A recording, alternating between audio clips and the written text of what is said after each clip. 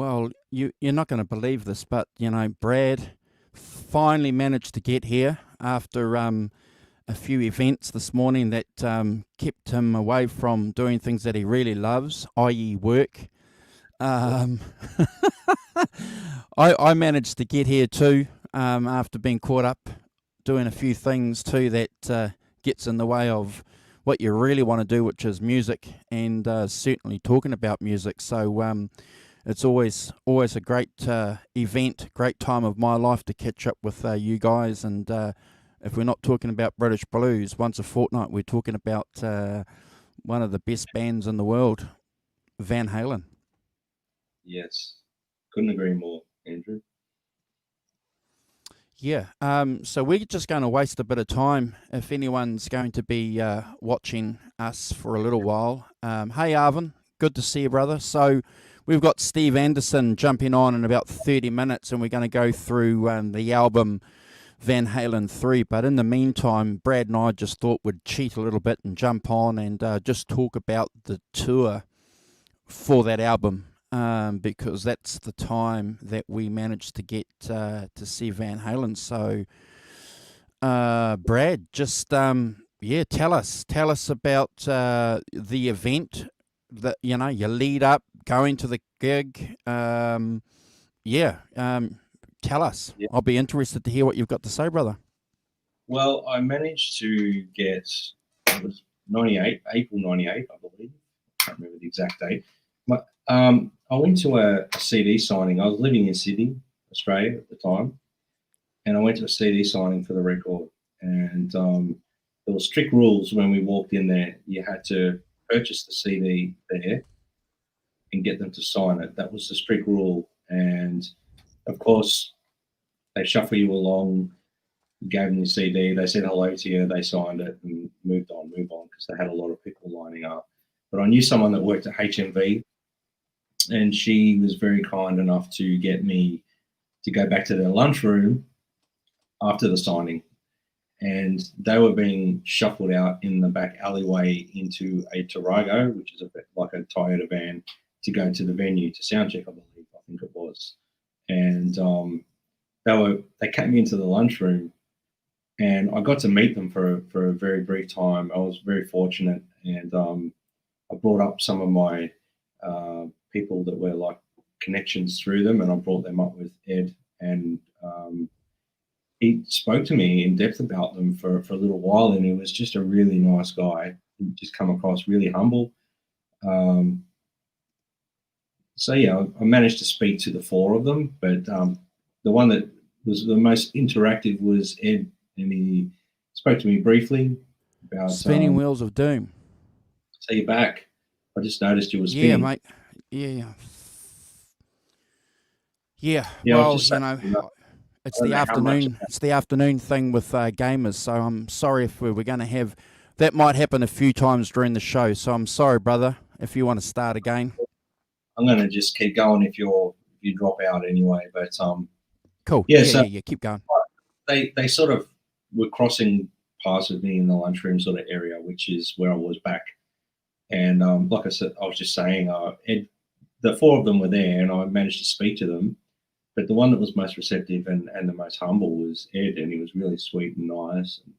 And spoke to him briefly about my friends that he toured with, and he wanted to elaborate and chat about them and see how they're going, and and it was just going on a bit. And then they were getting ushered out, like pushed out the back. We've got to go. So that was my experience. He gave me a hug, shook all their hands, and they left. And then I went to the show later that night. So I was busting at the seams to see Van Halen. I really wanted to see Ed Van Halen. Loved the band, obviously, but I just, as a sort of starting out guitarist for a few years there, and I was right into Van Halen and the Carnal Knowledge CD and the 5150 CD. I was like, this is awesome. And I had caught wind that they were doing some of their earlier tracks from the Roth era, and I was stoked because I wanted to hear. I was praying they would play Mean Streets. I was like, yes, they've got to play Mean Streets, please. So I was quite fortunate, and I got a really good ticket. I was 3 or 4 rows back from the front, in between Gary and Ed. So around that sort of spot there, I just lucked it out when I booked tickets, and I could hear the ambience off stage from the drum kit and that, as well as the PA. So it was a really good spot. And surprisingly, I thought Ed was going to be a lot louder on stage, and I don't know whether it was just because the venue was so big, couldn't hear it as much. But I was used to seeing all the big stacks behind him and all that, and I'm thinking it's just going to be hearing guitar all night, and that's it, you know. But it was still guitar all night, but there was a really good mix. They played a lot of stuff from the Roth era, which I was really happy about. They did play Mean Streets, which, you know, I nearly did cartwheels when they did that. And I'm quite lucky because the gig I actually went to, part of it's up on YouTube now. So So that's actually up on YouTube, but that's not the whole show. That's I think an hour of it. The show was a lot longer than that. There was the solos. I distinctly remember Alex at the time had a neck brace on, and I was just wondering what that was all about. But obviously, I realised later because I investigated why he was wearing a neck brace. Just an experience. I mean, that was the first time they'd ever come to Australia, as from what I can understand from all my research. And obviously, at that time frame where I was right into the Carnal Knowledge CD and 5150, I was really hoping it would be with Sammy. But I was an extreme fan as well. So there's two sides of it, because one side of me was like really disappointed that there was no more extreme. There was no more Sammy. But the other side was, at least they're still gigging, at least they're still playing. They've got a singer that can cover off the Roth and the Sammy era. Like it or don't, it was Van Halen to me, and that's all that mattered. So that experience, I mean, we all want to go and see our favorite artist, and that was I walked away from that, and I distinctly remember now, in retrospect, like thinking back to that time frame, I remember, I think the album itself, Van Halen 3, I liked it more because of the experience of going to see Van Halen. I liked it more just because it was relevant. It was that time frame, and I related that gig to the CD, regardless of what I thought of the songs or anything at the time. I loved it because it was Van Halen, and it was relevant for that time frame. You know, at the time, I did have a 5150 head. You know, the PV5150 head, and I was chasing that tone. I was chasing that Eddie sound. Yep. You know, I don't know if you're going to allow me to boast a bit here, Andrew, but I actually got a tool shirt. Hold on. That's my long sleeve tool shirt. It's very old and ratty. It smells a little. That's the shot for the video. Well, so we're how many minutes in for us to get that? That's Here he is, the Rum Master. And the back.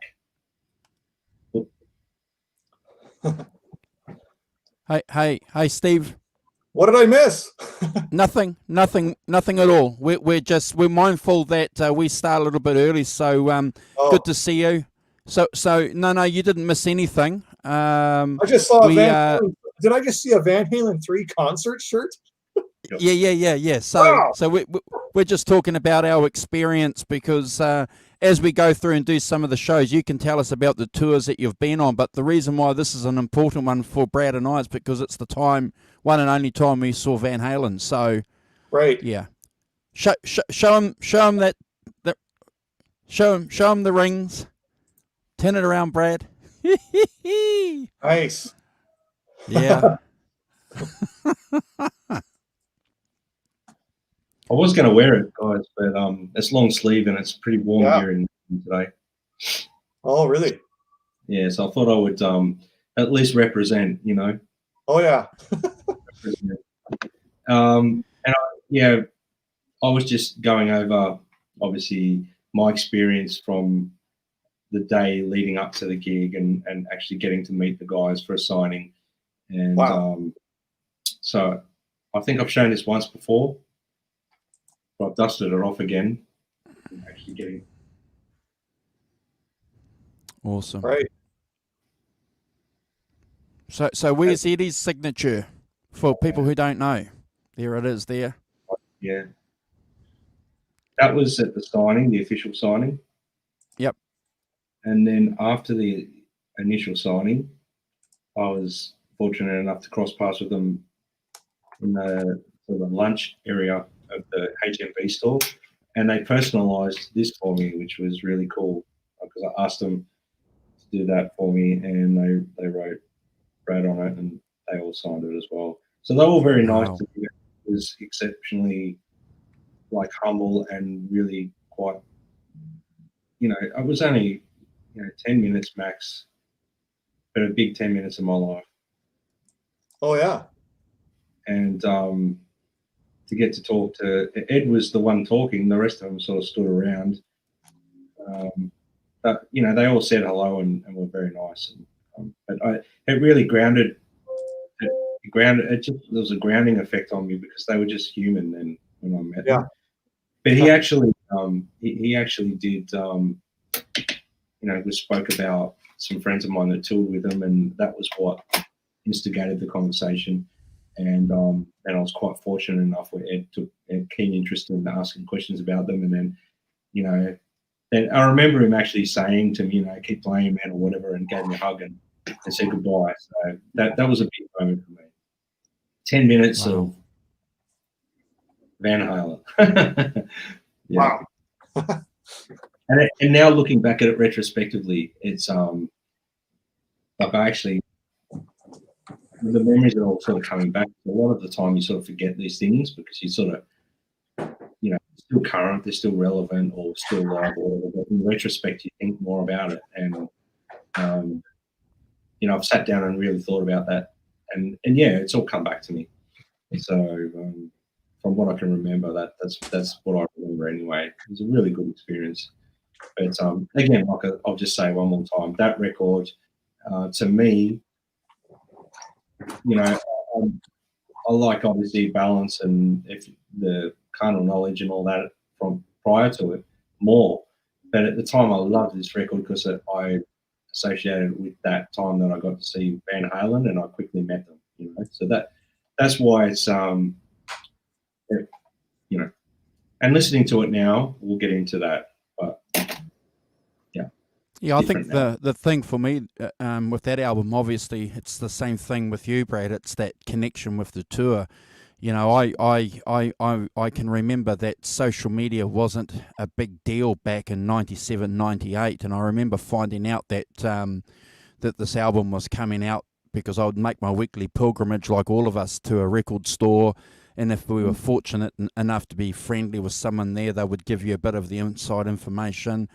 So, when we found out that Van Halen were coming out with a new album, we didn't give a damn who the singer was. We were just excited that finally, Eddie was going to give us something. It had been a couple of years since 95. And then a couple of weeks later, they told us that they were touring. They were coming to New Zealand and obviously Australia. And I couldn't believe it. I remember being told that, thinking that it was just someone's, just silly attempt to just create a conversation. But no, it wasn't that, long after we found officially that they were coming.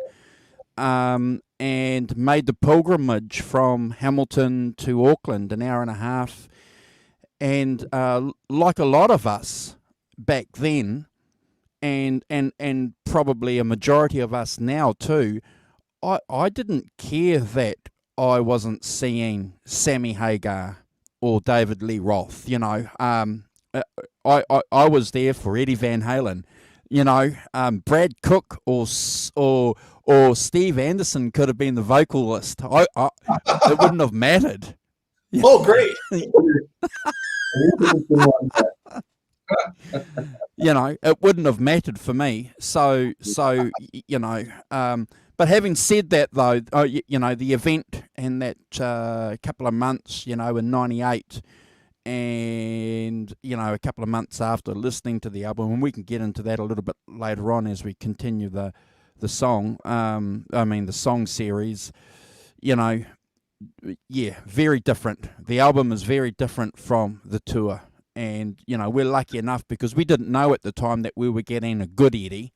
I didn't know that until years later when you read social media that there were tours. And you can probably elaborate a little bit more for us later on, Steve, because you've seen Van Halen a few times, so you've probably seen some hot gigs and some bad gigs. But Brad and I were lucky to see Eddie playing good. Yeah, only one bad one.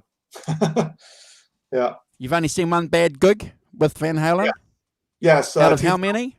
2004 reunion when Sammy came back after this incarnation of the band didn't continue, and Sammyhagar, the reunion happened, and Eddie was in rough shape, no doubt about it. I don't want to be negative, I'm being honest. It's fine. Hour and a half boat ride from here and an hour drive. I probably paid $250 for the ticket, and I have friends over there to stay with, and the ferry costs me and my vehicle is about $80 each way. So, there's over $500, $600 to see him. And Eddie's up there, and I'm just being honest. He had to stop during Eruption. Like he didn't know how to play it. Like it, and all the parts, like Cathedral, it wasn't like beginning to end. He'd go all over the place, and he'd stopped and apologized to the crowd. And like us guys here, like I build these and play these, and those are the things we always rip into ourselves. Like me and probably 5,000 other guys in the crowd, we should have been up there playing it. And I'm being honest. Like he had to stop like 3, 4, 5 times and apologize. He'd say, sorry guys, I've just been really messed up. But it's funny that same speech, I've talked to people in, Florida, New York, South, like the Carolinas that said the same thing. So he was I know he had his divorce probably just before that. And I think, I remember when he was striping charvelguitars, like he'd always play like the encore, like whether it was I'll Wait or Jump, it would have been Jump, I guess, on that tour, because Sammy was singing, where he'd play a Charvel Art Series guitar. I have a couple of them, not that he played that are signed, but these were like an auction for $15,000 each, these guitars that he signed and put the town that he played on. And it was just I think the band, it didn't look like necessarily were getting along very well. And after you read the stuff, Sammyhagar wanted to stop the tour after 30 or 40 shows, even though they had 60 to 80 to do or something. And so it was just a bad time for the guy. Yeah, oh, no doubt about it, Steve. And, I think we've mentioned this on previous shows, haven't we, guys, that it's a tribute, that Eddie Van Halen managed to get himself to a situation where he gave us a different kind of truth, and he got his son up there, so that in itself was a wonderful lesson. But I appreciate the fact that you're being honest, Steve, because can I tell you something? If I'd seen Eddie like that during my tour, and I'm going to ask Brad this, I don't know how I would feel driving away seeing that. I would be devastated. Yeah. Because this wasn't even, go ahead, Brad, sorry. No, I said, no, I would have been the same. I would have been really sort of put off. Let's just say that. Yeah. We were quite fortunate, like Andrew said, that he was on fire on our tour, and Ed was, and I don't think he played anything bad all night. Was flawless. We're in the Sydney show, and that YouTube footage of him, obviously that gig that I was at, the gig went longer because they did Eruption and they did all sorts of things. They did a drum solo, and so what I'm saying is he was on fire that night. So, I mean, you can see the footage there when he's playing Mean Streets. He's all over it. He's all over it back there. So yeah. And lucky, eh? And aren't we lucky? Because if you look at the fan footage that Steve was... looks like he's going to have the spinning wheel of death. Andrew's frozen. The He is same frozen. during that 2000. Oh my gosh. He's gone. You know, and there's a bit of evidence there. I think we're cutting in and out, Andrew.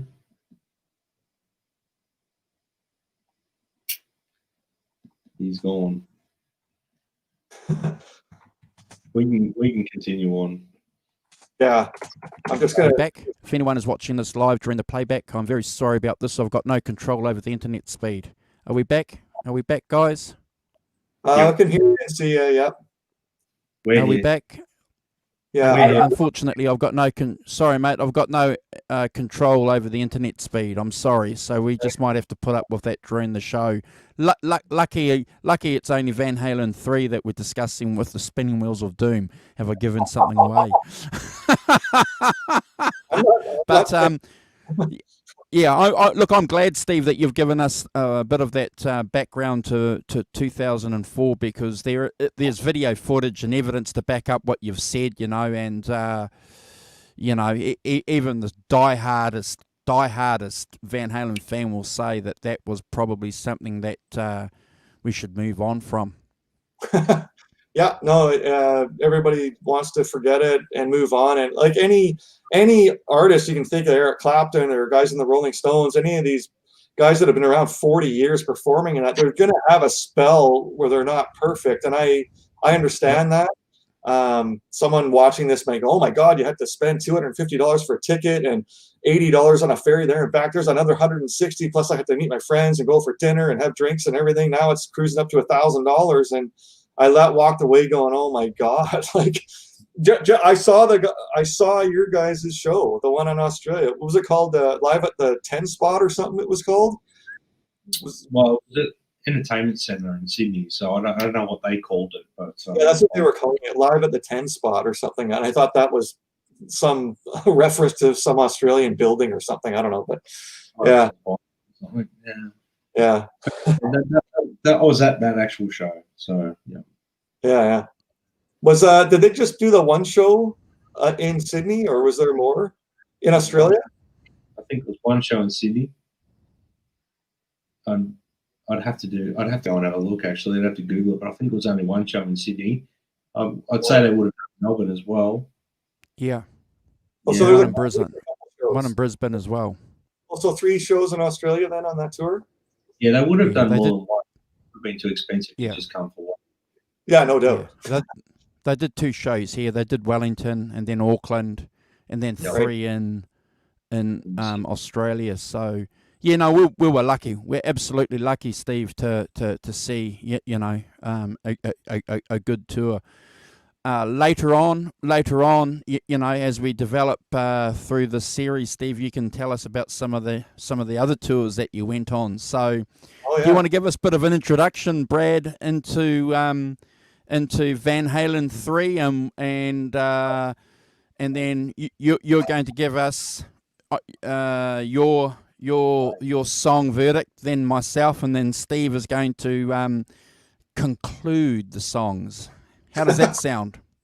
How did we want to do this? Did we want to leave our thoughts to the overall record to the end, or did you want to discuss that first? Like, I mean, I'm happy to do it either way. I'm happy to go through each track and then give an overall at the end. Yeah. On the record. I think we should do it that way. Maybe. Yeah. I'm happy to do that. All right. Well, this was the 11th album for Van Halen. The introduction of Garycherone as the vocalist, ex-Extreme at the time. 17th of March 98, it came out under Warner Brothers label. Produced by Mike Post and Ed Van Halen. This was the first album in 3 years after the Balance record back in 95. Michael Anthony is credited to only have played 3 songs on the record on bass. Ed played bass on the rest of the songs. 99, they demoed for another record with Gary, but that didn't get past that. So once they actually got to that point, I think what happened from my research is Gary got dropped from Warner, and then I think so did Van Halen not long after. So that was the end of the Gary era of Van Halen. So 14 years later, we got A Different Kind of Truth. So, and that, as we did on the last one, that was credited probably heavily to Wolfie getting that off the ground. But now, big jump in albums, isn't it? It's probably, in my opinion, out of all the Van Halen albums, Van Halen 3 to A Different Kind of Truth, it's just the difference is remarkable. It's like chalk and cheese, and really, yeah, there was obviously a lot going on with Ed at that time. I want to leave my thoughts to the record at the end, but Ed was going through a transitional phase at that time. I think personally, I think there was a lot of stuff going on, and that's evident in this record. So Michael Anthony only played on Without You, One I Want, and Fire in the Hole. Michael Anthony's mentioned later that he thought these were the only 3 songs he played on, and it dictated to him what to play on those songs on bass, so he didn't really have any creative input as such.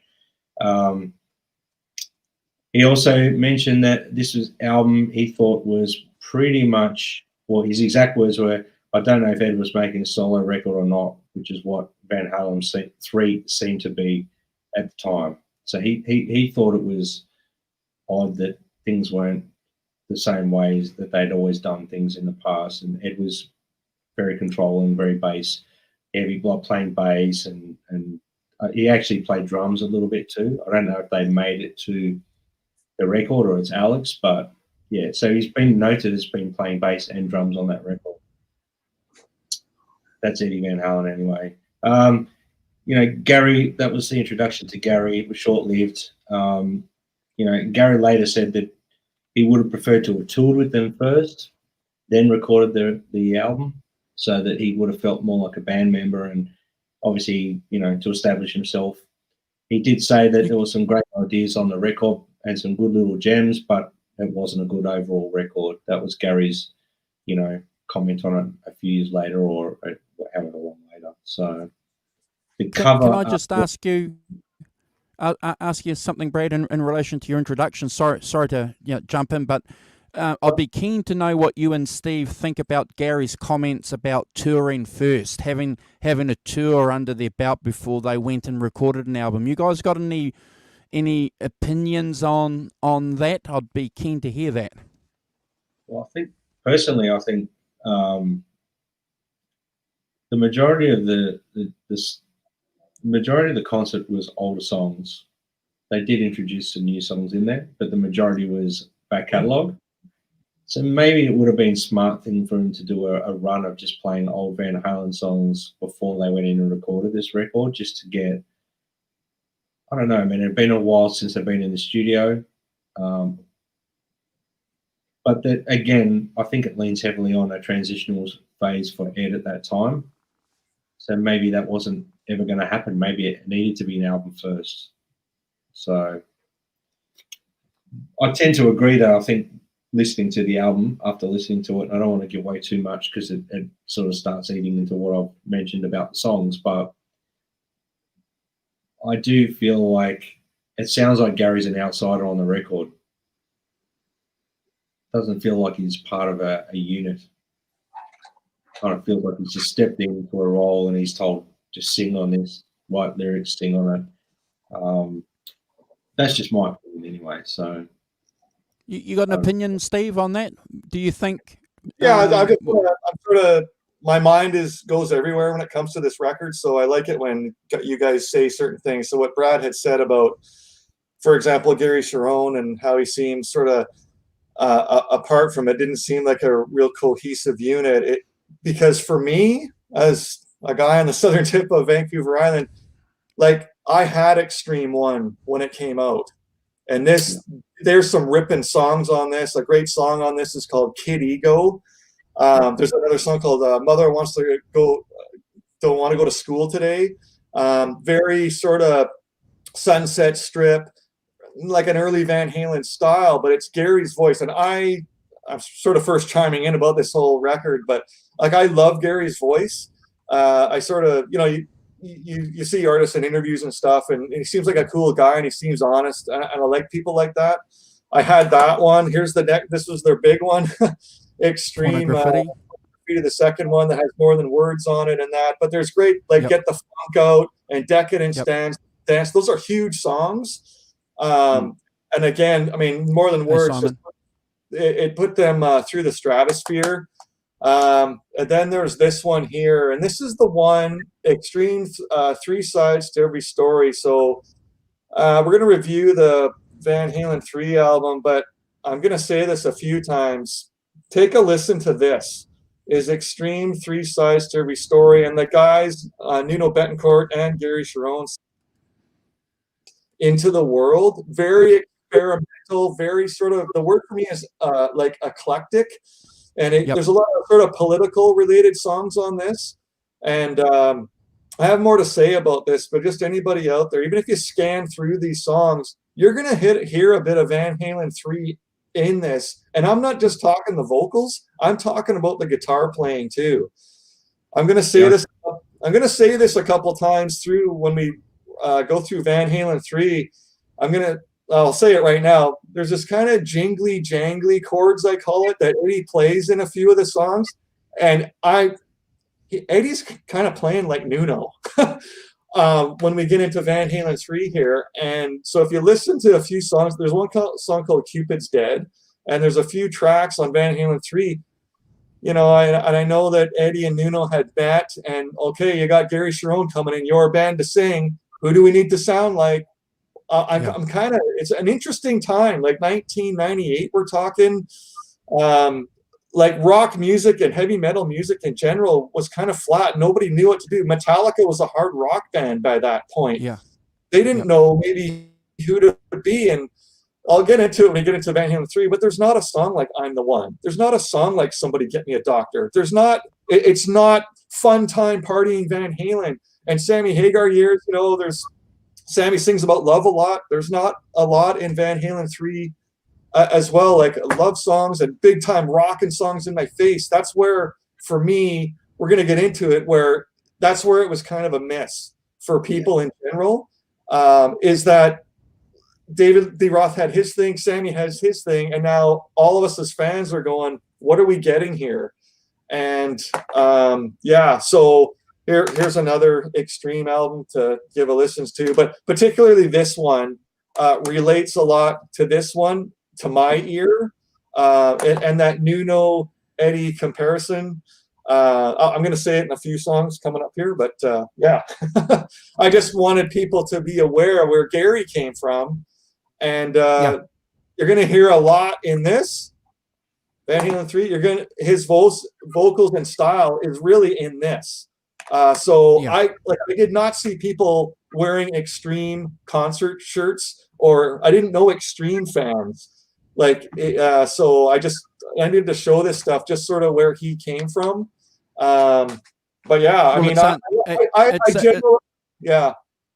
It's undeniable, Steve, and Brad, that Porno Graffiti was a huge album because of the two ballads, and they were huge songs. They were all over television and on the video shows. And if we're going to be fair, I kind of couldn't see how Gary was going to fit in with his vocal style into Van Halen. I couldn't see it when it was released, that he was going to be the replacement vocalist. And I don't want to give too much away now, but okay. I won't say any more. I'll let Brad go into, because he's doing the introduction on the song. So I'll leave it to you. I'll just comment on what you say. Well, it's interesting you brought up hey, Sean, the Extreme, those albums, because Waiting for the Punchline was one I heard a lot of Gary-ish and Nuno stuff in this record, but I never really wrote down or made reference to it in my song explanations. I kept it more relevant to Van Halen, but I did hear a lot, especially Waiting for the Punchline record. That one, I heard a lot of that. Right. And that was and just before you came on, I mentioned that I was an extreme fan too. So I was bummed that Sammy wasn't in the band anymore, and I was bummed there was no more extreme. So it was like a two, but in a roundabout way, at the time I accepted it because I got to hear some more Van Halen, which was what I was starving for. I wanted to hear a new record since Balance. Yeah. And then me seeing the show that you guys like, the Australian show, that Gary's gonna sing. He can sing the Dave stuff. He can sing the Sammy stuff, and it sounded great. It sounds on par, and like getting into the numbers of Van Halen 3 is, I know it's around. It only sold about a quarter of what Balance did, so it was just missing. Like for me, a hard hitting song that was going to grab the general public to spark some kind of fandom with this version of the band. That's for me, it is what happened. Yeah. I think overall, I'll talk about it more when we get to our thoughts on the record, but I think maybe there was a sense of like stepping away from the Norm Van Halen thing for Ed as well, maybe. At the time. Oh, absolutely. I'm going to show, this is the Inside magazine. There's 16 issues of this. This is the same guy. His name's Jeff Hausman. He runs the Van Halen store, the Van Halen news desk. He has people working for him. I met him in Cabo San Lucas at the Cantina. This is issue number 5, the spring of '96.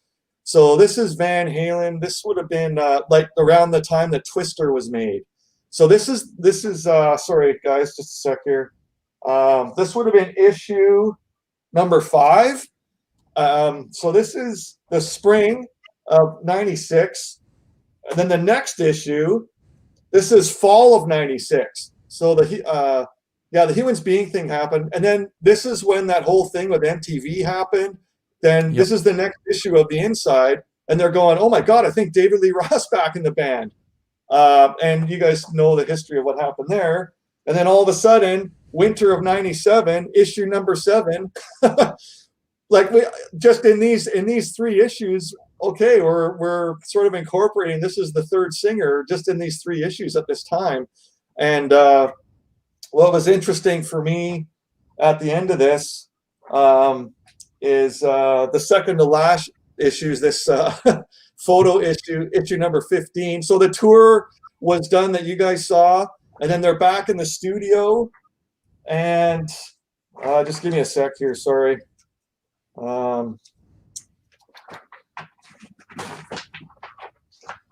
So on this page here, it's a couple pages in. It says, right now, I have the list. Right here. This is the next album. Like there was an entire album cut. I'm going to read the song titles. That's correct. For Gary Cherone's next appearance. So Rock and Roll Cliche, I Want Her Anyway, More Than Yesterday, Love Again, Miss You Much, You Wear It Well, Say Uncle, River Wide, Left for Dead, and That's Why I Love You. And so there was an entire another record made. And then then basically the last issue of the Inside was this. It's a question mark. We don't know what's going on. Gary was out, and that's the big message in here. And there's a big mail bag list in here of people like just either tearing apart the Gary Cherone version of this band, or and then because the big thing was the fans wanted either Dave or Sammy. For some reason, the Gary Cherone era didn't really grab them or get some kind of new fan base going. And like Brad was saying, Eddie was kind of in a new space. I get it. They're trying to do something different. Whether like the first time you heard Jump, they're doing something different. Finish What You Started, they're doing something different. So yeah, this was a point in his life. The time with Sammy was done. The 4 albums, they all went number 1, and then the Van Halen 3, and so it's just interesting for me because I had these magazines delivered to my house, and all the time there was like, okay, is it Sammy? Is it Dave? Garycherone, what's he doing here? I know him from Extreme.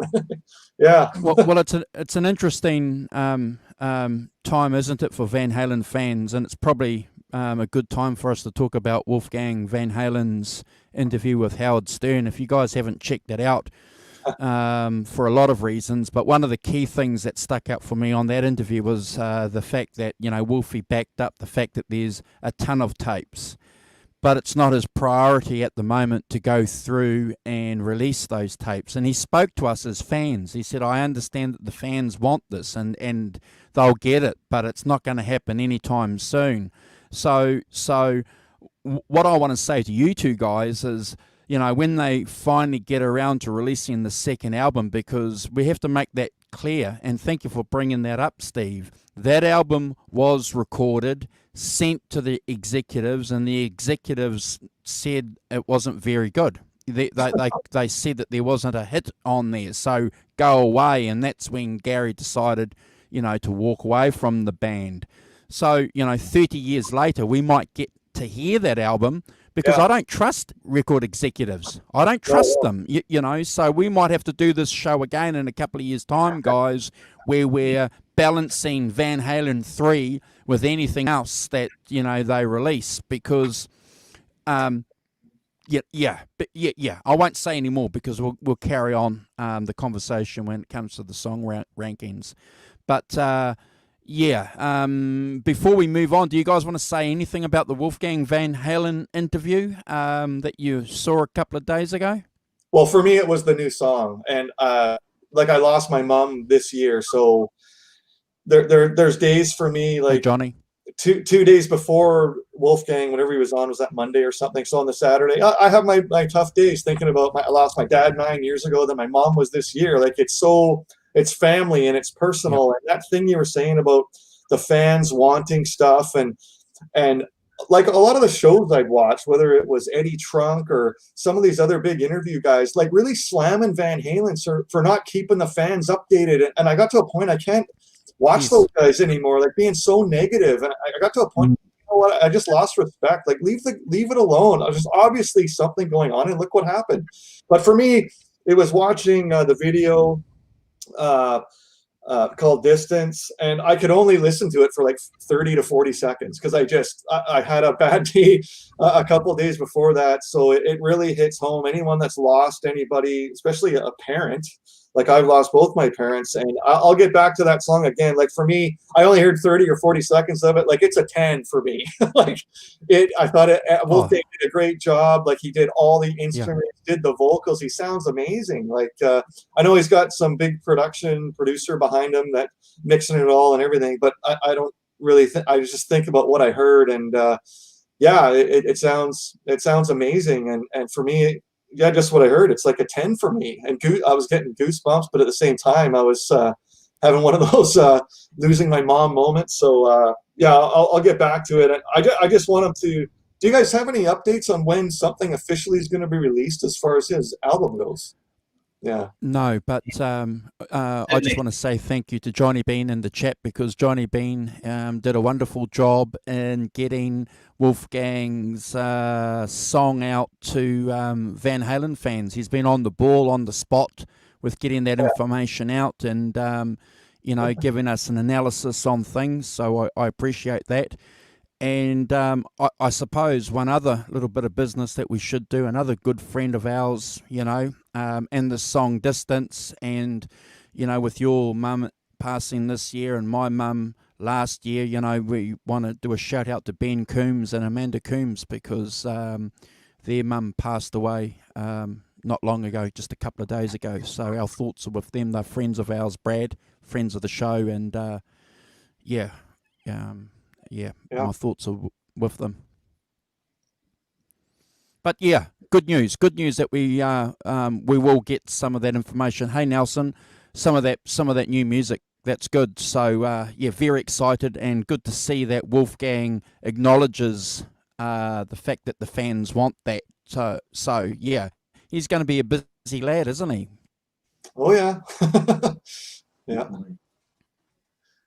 Yeah, it'll be interesting to see, like I mentioned on one of our episodes, like the wildlife soundtrack, like the complete release of all that stuff. There's probably more stuff on the cutting room floor from that we could get, and then obviously the second Sharon album. I'd love to hear like anything they do. Like give it a listen. You just never know. I do that with any music I hear. Something could pop up and get the goosebumps going, and yeah. Yeah, it'll be great to hear.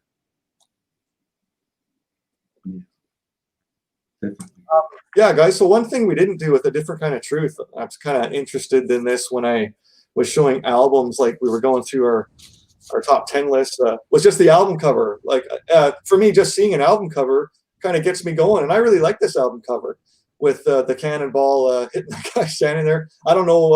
I'd have to read the liner notes what this comes from, if it's some comes from an art piece in the past or something, but like that. And always like the VH with the rings, keeping for me, that's like a Sammy Hagar 5150 era logo. I really liked it. I know Brad has shown Brad's beats mine. He's got signatures all over his. Yeah, I'm not going to rip it all apart. Brad already showed you some of the inside stuff on the tin here, but here I am grabbing all this stuff, but Brad's already showing it all. So yeah. I think it's from the covers from an old film, footage from an old film, and the guy's stage name was Frank Cannonball Richards. So it's a generic film or something, and they just took a still from that, and that was their cover. So yeah. My intro that I missed. Yeah, that's interesting because that's my least favorite album cover. Is that right? Wow. You like Diverdown more than that? Yeah. Really? Okay. Yeah. Well, yeah, it's my least favorite album cover, and but yeah, I think we should probably talk about that more as we get into the songs. So, do you want to kick off the song analysis, Brad? Yeah. Actually, I'll just touch on the Wolfgang thing. I mean, I won't go over it. Oh yeah. No, sorry. No, that's fine. I just think I watched it. I listened to the Howard Stern. I watched the video. The video had tears. Like I cried like a baby at the end.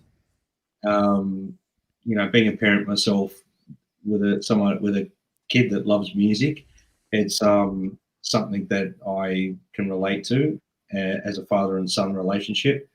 And I saw, why he will succeed. And I really hope, my only hope for him is he doesn't let the trolls get to him, and he doesn't let the messed up Van Halen fans get to him, because I think he's got a big future ahead of him in his own right. He doesn't need to try and follow Van Halen banner. He doesn't need to. But yeah, that's all I want to say.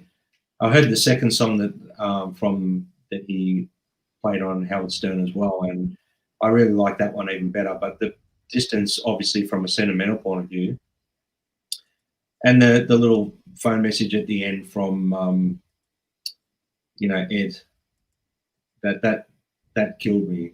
I just lost it. I just thought, and really, it just goes to show how insensitive a lot of people out there are in the world at the moment that give Wolf a hard time. So I'm sure everyone's probably seen a lot of that interview or heard a lot of it. So I just hope that he rises above it, doesn't like water off a duck's back and gets on with it, and does like what his dad probably used to say to him. Don't worry about it, just get on with it, do your thing, don't worry about that. Yeah, go and do your own thing, and that's a great message.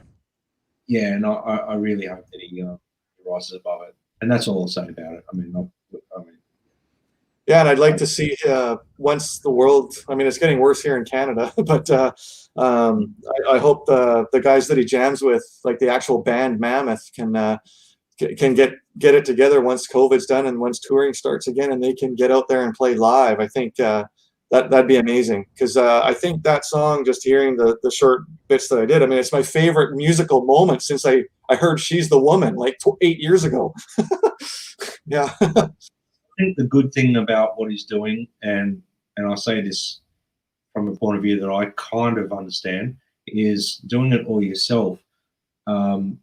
You're doing what you want, and I hope, even though he puts a band together for touring and that, I hope he continues to do that on his own, under his own steam, and does his own recordings and doesn't worry about a band, because that way his creative flow will be his direction. He won't have to rely on band members like his father has had to always have. Yep. Compromise with other members, whether it be good or bad, he's had to do that. I just hope that he continues to do that. But I want to echo exactly what you said, Brad. And Steve. Yeah, wouldn't it be great if he, got a tour together and after this COVID carry on and came down to this part of the world and we got to see as Johnny Bean says on his shows, the next generation of Van Halen. He's his own man. He's doing his own thing, and we do have a connection with him because we've all seen him grow up. We all bought Carnal Knowledge. We were around when that album came out, guys. We were old fellas. So in a positive kind of way, I hope that he manages to keep away from the negativity that you can get on social media. But I just got to go back to the point, guys. One of the reasons why we're doing this series, it's Van Halen is our Jimi Hendrix. So I spoke to a couple of guys at work the other day, a little bit older than me, and they were going on about how they love Jimi Hendrix, and they're 8 years older than me, and we were just making that comparison between Hendrix and Van Halen. When I was a young guy, Van Halen was everything. He was our Hendrix, and so I'm just happy that we can go through this together, and we can go and watch other channels where other guys are talking about Van Halen, because you can't get enough Van Halen at the moment, can you? Sometimes it's hard to be swamped with it. Like I've actually had to stop looking at social media, that all the stuff I follow Van Halen wise, because sometimes it's just too much.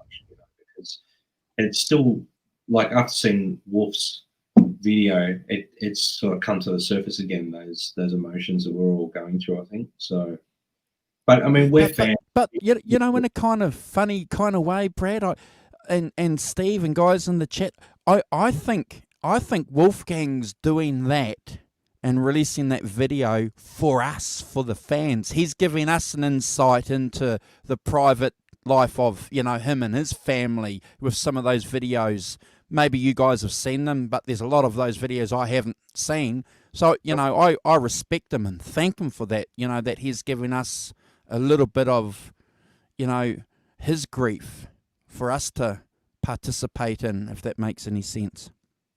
Probably did it to also as part of his healing, but also to the relationship he did have with his father wasn't just based from, wasn't the normal father-son relationship. They were like buddies. They were mates. And I couldn't believe how mature he sounded, like as a 29-year-old who just lost his dad. I mean, I lost my dad when I was 40. I wouldn't have been on some talk show talking. It would have been 6 months later. It was like, about 5 weeks later, and he's sitting there talking about it. That was that shows that the guy's got some real wisdom and smarts, and I liked that how he handled himself. And I can't say it enough how amazing I thought that song was, just sort of sonically. And I think it buries a lot of the people that are so negative in social media and all these other interviewers, like sort of hacking the band Van Halen. Like Eddie was not in a good place, and one would argue, well, they should have been updating the fans on what's going on with his health. Hey, man, it's family. It's none of your business, and that's the way it was done. And it's about family and his health and trying to save the guy's life. And he's flying back and forth from Germany. Yeah, they got to do what they have to do. But that song Distance and the other song that was presented and the information he gave, for me. Well, we got 3 years. We got 3 years, didn't he? he got 3 years extra with his dad because, you know, this is information that we didn't get because they said, you know, he was going to pass away. Then they went to Germany, and he's grateful. He got 3 years with his dad. So, And then he did, yeah. in the interview, he did allude to, I think he pointed at his blueberry bass. We call it blue with black and white stripe, but he's taking over the evhgear line. So there's a chance that there might be a bass coming out called the Ed. Instead of the Wolfgang guitar, it's going to call the Ed bass. And I'll be getting one if he releases one. Yeah. It just, I don't know. He is very wise, but he's obviously been guided the right way too. And he's, you know, what he said was so true. Like, if only people knew what he was going through, and it's their private lives. Just because you're a fan doesn't mean that you have the right to have ownership over a person. You know what I mean? Just, you know, a band is a band, an artist is an artist, but their personal life is personal. That's no one's business. Yeah.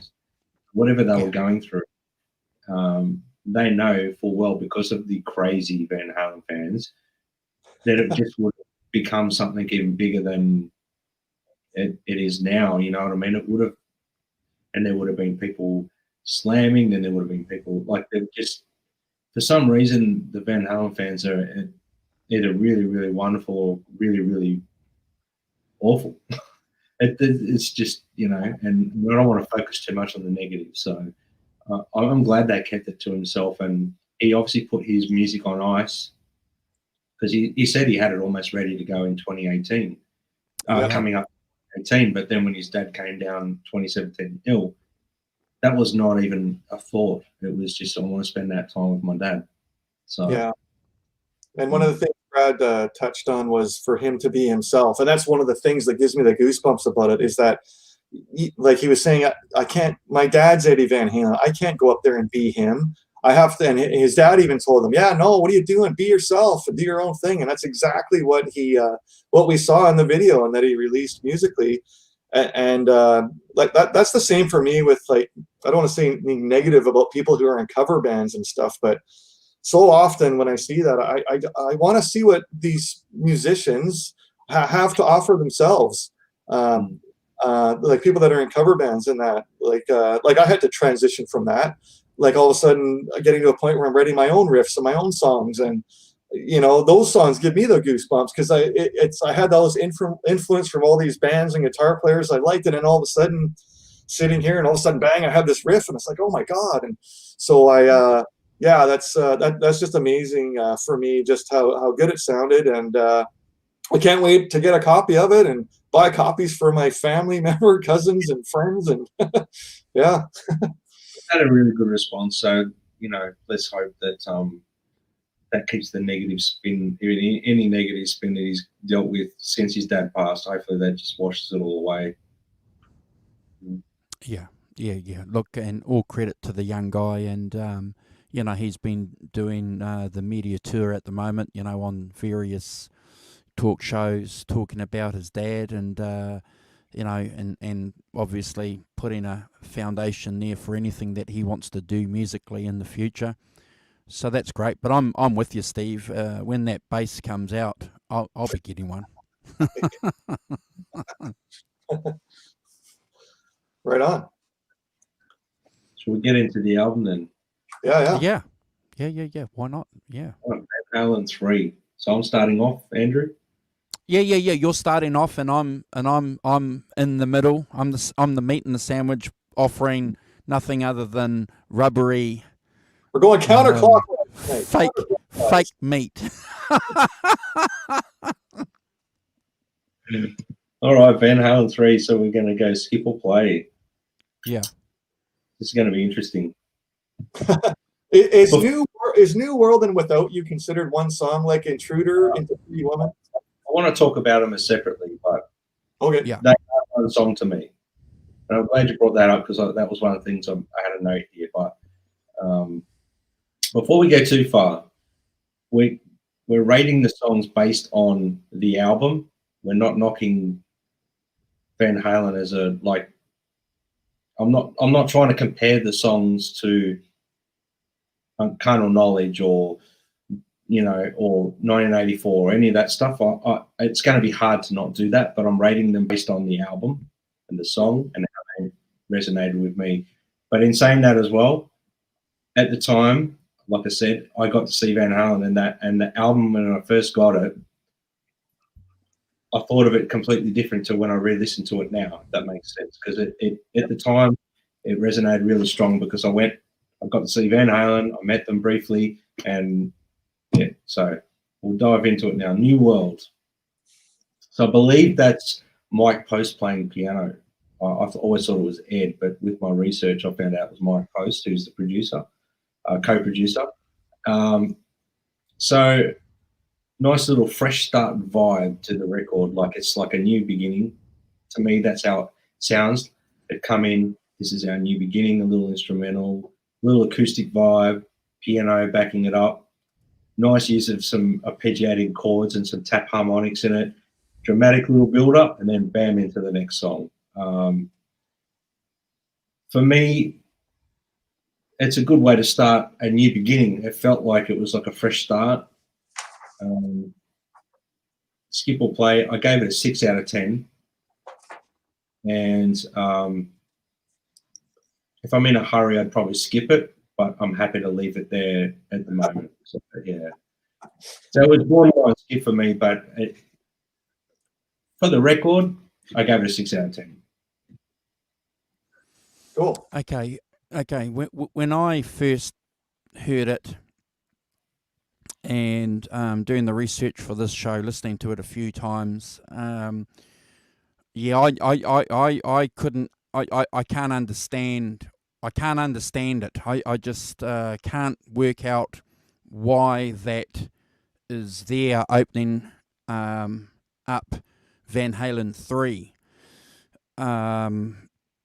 And I think for me it indicated where the album was going. So I skip it, and there are some elements there of some kind of musical journey. I think that that you have to be patient for to listen to in the album. I think there were some hints there, especially with those arpeggiated chords.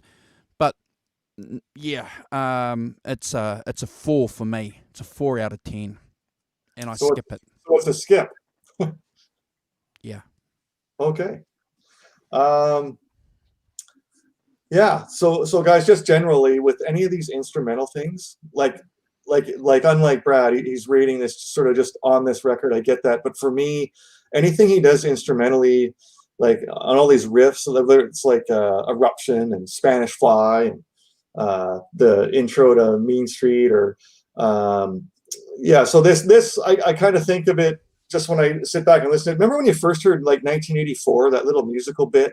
Like it kind of had that mid 80s like synthesizer sound to it, and oh, okay, like I don't play piano or synthesizer, but it kind of sort of has some kind of representation of like Jump that's coming up, or I'll Wait in that record, right? So for this one, like it doesn't make me go like I'm going to run to a guitar and I got to learn that.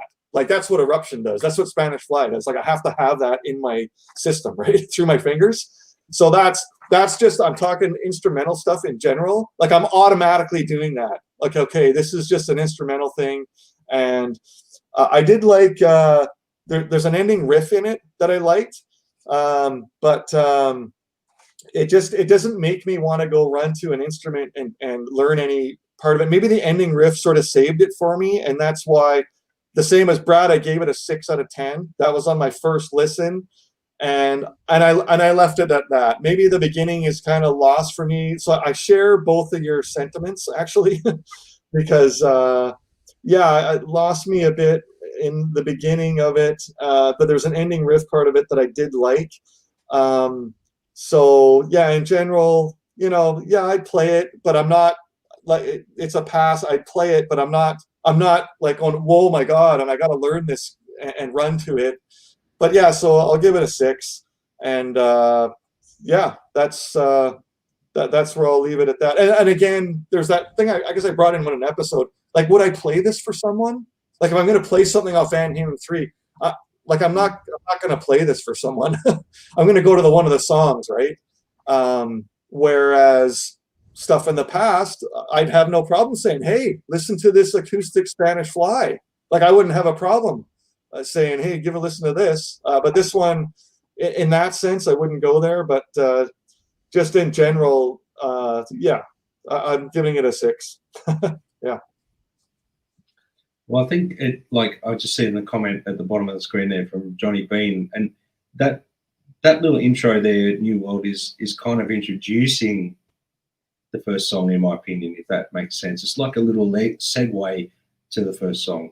Yeah. So, you know, I didn't want to do a comparison to other Van Halen records myself, but like you said, 1984, it's got that keyboard intro into Jump. I guess that set the tone, like a fresh start, new beginning, into Without You, which is the next song. Yeah. This is one of the 3 tracks that Michael Anthony plays bass on, Without You.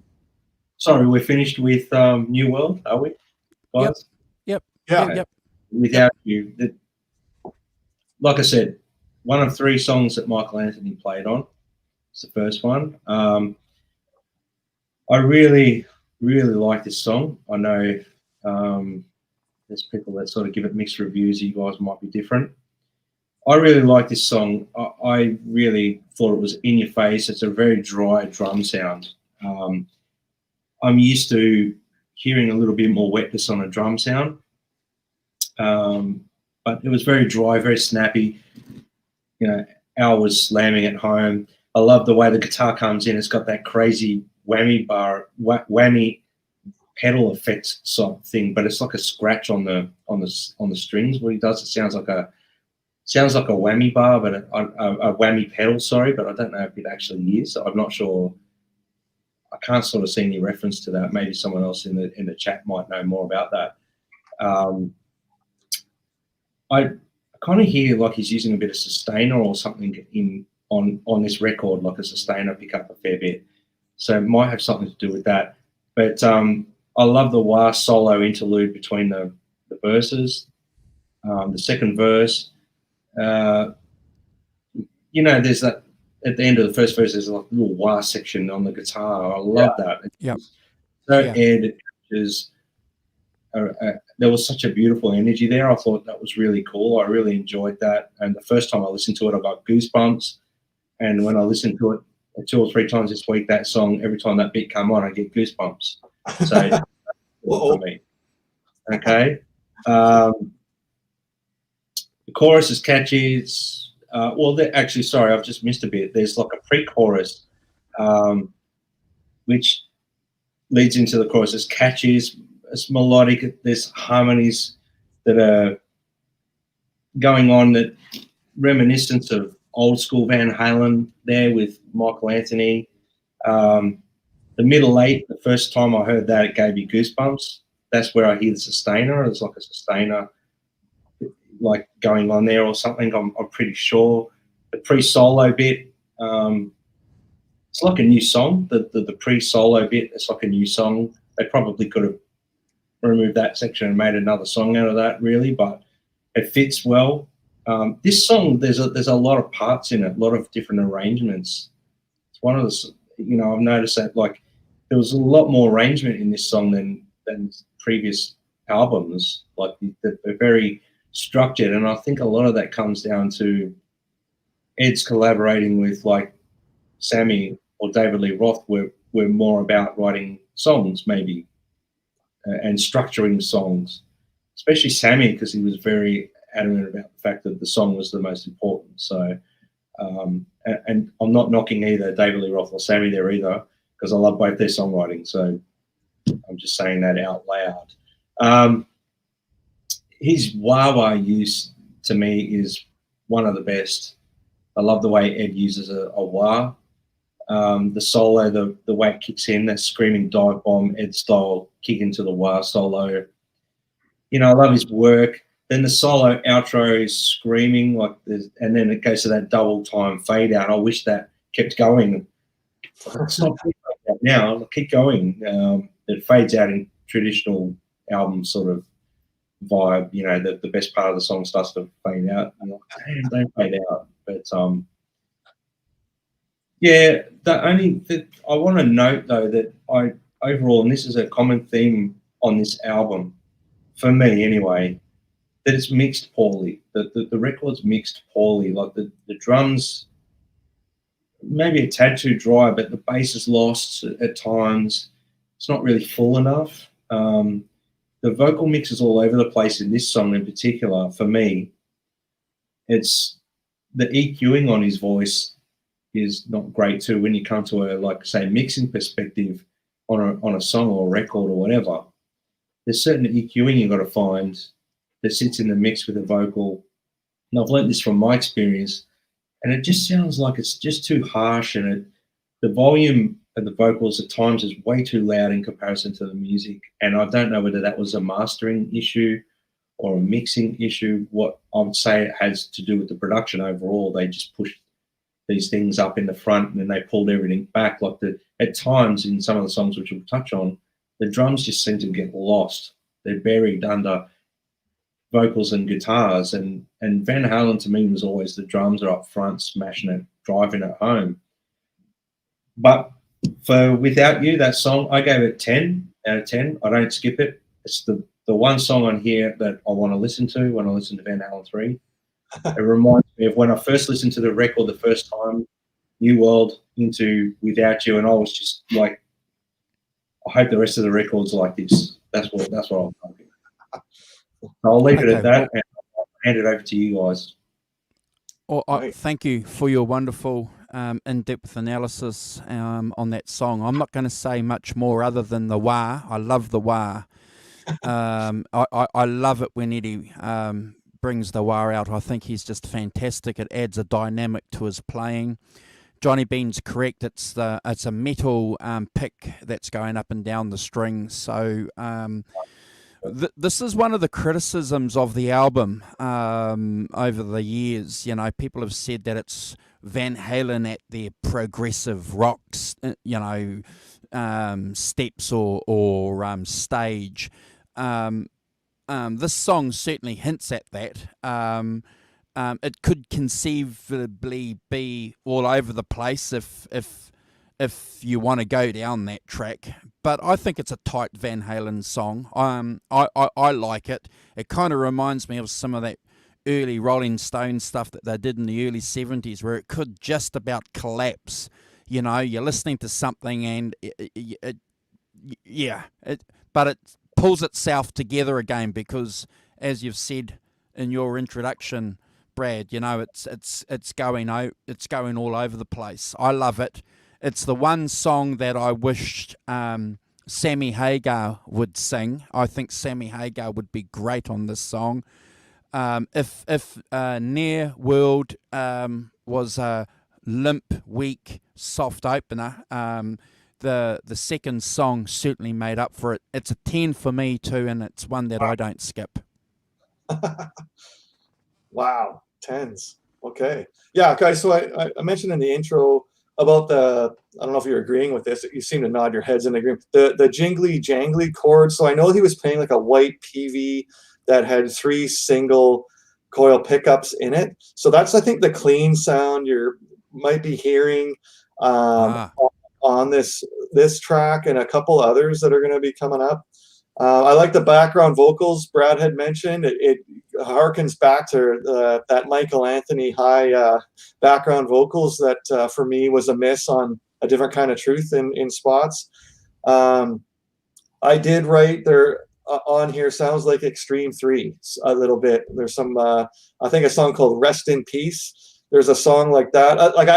It just happens. I'm just talking sort of like generally when I listen to it, like it's Gary Cherone's voice. So automatically it kind of happened. But as soon as the jingly jangly chord things, I know Nuno had hit on that. And I know Eddie also liked a lot of some James Brown songs, like Papa's Got a Brand New Bag has these jingly jangly. But Van Halen had never played these chords before on any record necessarily that I remember, not even a single song. So we all have to be acceptable of new sounds and new chords and new a style that he hadn't touched on before. I get that.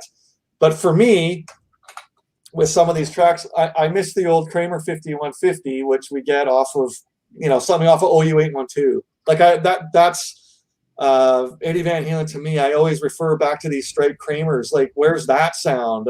I know he likes it up here a little bit with the wah. That's when the song kicks up for me. And again, that jingly jangly chord thing I wrote down here. Gee, is he trying to be a bit of Nuno Betancourt here? I do say that a couple times. Not that that's a bad thing, because I love Nuno. It's just it was weird for me because Ed's Ed. He doesn't really try to be anybody else. But and I said that again on my second round, the jangling chords, like Gary's voice, and like Brad said, yeah, his voice is just way up there. I mean, that was one of the things about the song that I really liked, was Gary's voice was so prominent on this song. But yeah, for me, as far as it goes, I think it's a great song for the album. It's one of my favorite songs on the record. I gave it a 9 out of 10. And I think it's just maybe the jingly jangly chords, and it was the thing that kind of threw me off with it, and why maybe I wouldn't have given it a 10, because I'm always like it's that clean sound that's not him to me. To me, it's always, the Kramer 5150 is what I'm always like listening for. And, but he's always searching tones and new sounds and things, which is great and everything. But just for me as a fan, otherwise, yeah, it certainly could be a 10, but that just brought it a step down for me personally. But still, a 9's an A, right? So, yeah, anyway. Yeah, I think what he was also trying to do, and you can't blame him for this, is maybe he'd been listening to Revolver for a couple of months, and George Harrison was coming through too, so that jingly jangly tone was certainly a product of that kind of era. So but no, you're right to make the connection to Extreme. That's one thing that probably a lot of fans don't realise. So yeah, I'll be interested to see what you guys have to say about that later on as we go through more of the songs. Johnny Bean's got an interesting comment in the chat. He's saying the guitar tone on Van Halen 3 was kind of like the tones of Diverdown in 1984. Yeah, no argument. I agree to that, and I also think there's touches which we'll get to of carnal knowledge tones, like with the harmonizer, the eventide harmonizer, and all that creep in. But we'll get to that. And that was going to be one of the things I touched on, so I'm glad he brought that up, that I'm not the only one that thought that. I actually put 1984, not Diverdown, but I thought there's times where it sounds like they've gone back to that era, tone-wise, they've tried to capture that, so on the record. So, but yeah, that's a really good observation, Johnny. So, the one-on-ones. Yeah. The one-on-ones. This is another one where Michealanthony plays bass on. For me, it's a nice third song vibe. It fits on the record. It's in the right spot. It doesn't really sit like it should be a first song. It should be, it sits nice as a third song. I like the way the guitars come in. Like that sort of got that jangle to them. And for me, lyrically, it's a bit of a letdown. I hope I don't offend anyone here. I am an Extreme fan. I really like his songwriting. I like his lyrical content. I found that the lyrics were a little bit, they got to me at times when I really focused on it, because the lyrical topic, Van Halen for me, and I didn't want to do this, but Van Halen in the past were always like that party band, and they always had that party vibe, or like you said, touched on love and party and rock, and it was that whole thing. And but this just sounded a bit cheesy lyrically for me. I don't know why. It just didn't. And I will step off and say, like, Waiting for the Punchline record for Extreme, lyrically, there's a few moments on there that I cringe at as well. So I won't go into that because it's a whole nother sort of topic, but maybe it's just my thing on the way he wrote lyrics. There were certain things I didn't like. I'm not knocking Gary because I love his voice. You know, I love his singing, but I just that's kind of lost it a little bit for me. Musically, the song has its swing, the typical Al swing, and his feel on the drums is so good. I mean, you know, for me, once it got to 1980, like Al was the dude on drums for me. Like he was always going to be someone. Like there was always like guys like Bonham before that, but then in the 80s, it's like if you wanted to play drums, it had to be like Al, you know. So anyway, so his drums are phenomenal on this track. I love that feel he puts between the kick and the snare. Keeps the hat straight, but he puts the kick and the snare in different spots. If you're a drummer or you're a guitarist or a musician, you probably understand what I'm talking about there. So, second verse, the guitar part before the second verse screams out too loud in the mix. Look, this is where the mix things come into play for me with the record. Like overall, if there's a great mix on the record, it jumps out to me more as like I want to hear that more and more and more. I love the song. For me, the drums get lost in this track. The breakdown with the trills, then the percussive arpeggiated chords leans a bit to carnal knowledge vibe. It's got that sort of thing in that middle section there. In the breakdown, again during the solo, the drums and the bass, great playing, but they just get lost under the guitars, in my opinion. I mean, I love guitar. I'm a guitarist, but I love to hear the bass slamming at home as well. And the drums, that's a big part of Van Halen for me. You know, Ed's wah playing again is killer on this track. That outro part, Gary screaming and seems a little bit pointless to me, but that was his thing. The ending is odd. Those syncopated stabs right at the end, very artistic, and I understand that. Like I get it, but kind of lost me a little bit, to be honest with you. But overall, the song for me, I really like it. Those little mix things really come into play for me, and I tried to overlook that when I rated the song, and I gave it a 7 out of 10.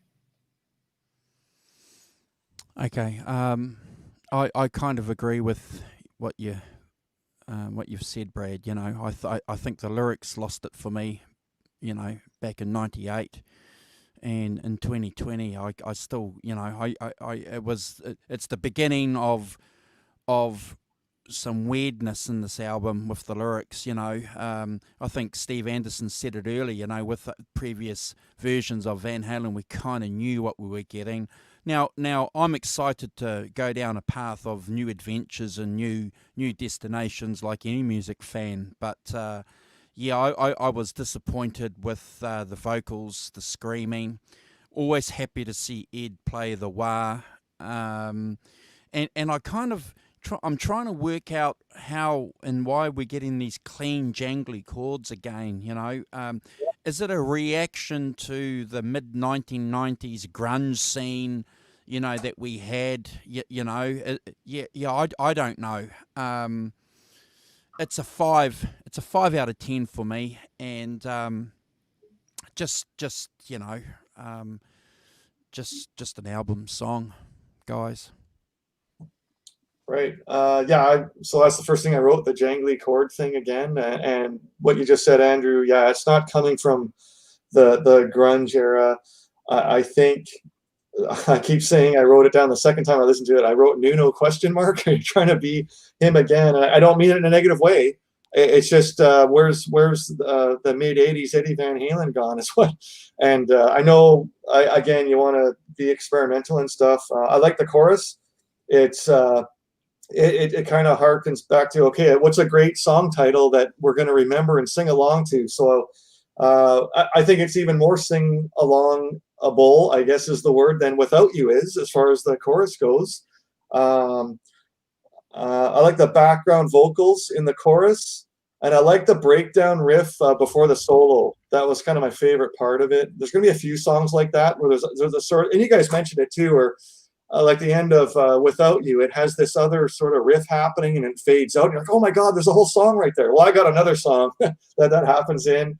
And I because I know Andrew's a big fan of the wah. I've been sort of listening for that, so I wrote down the solo, and in brackets I put wah because I know you like that sound.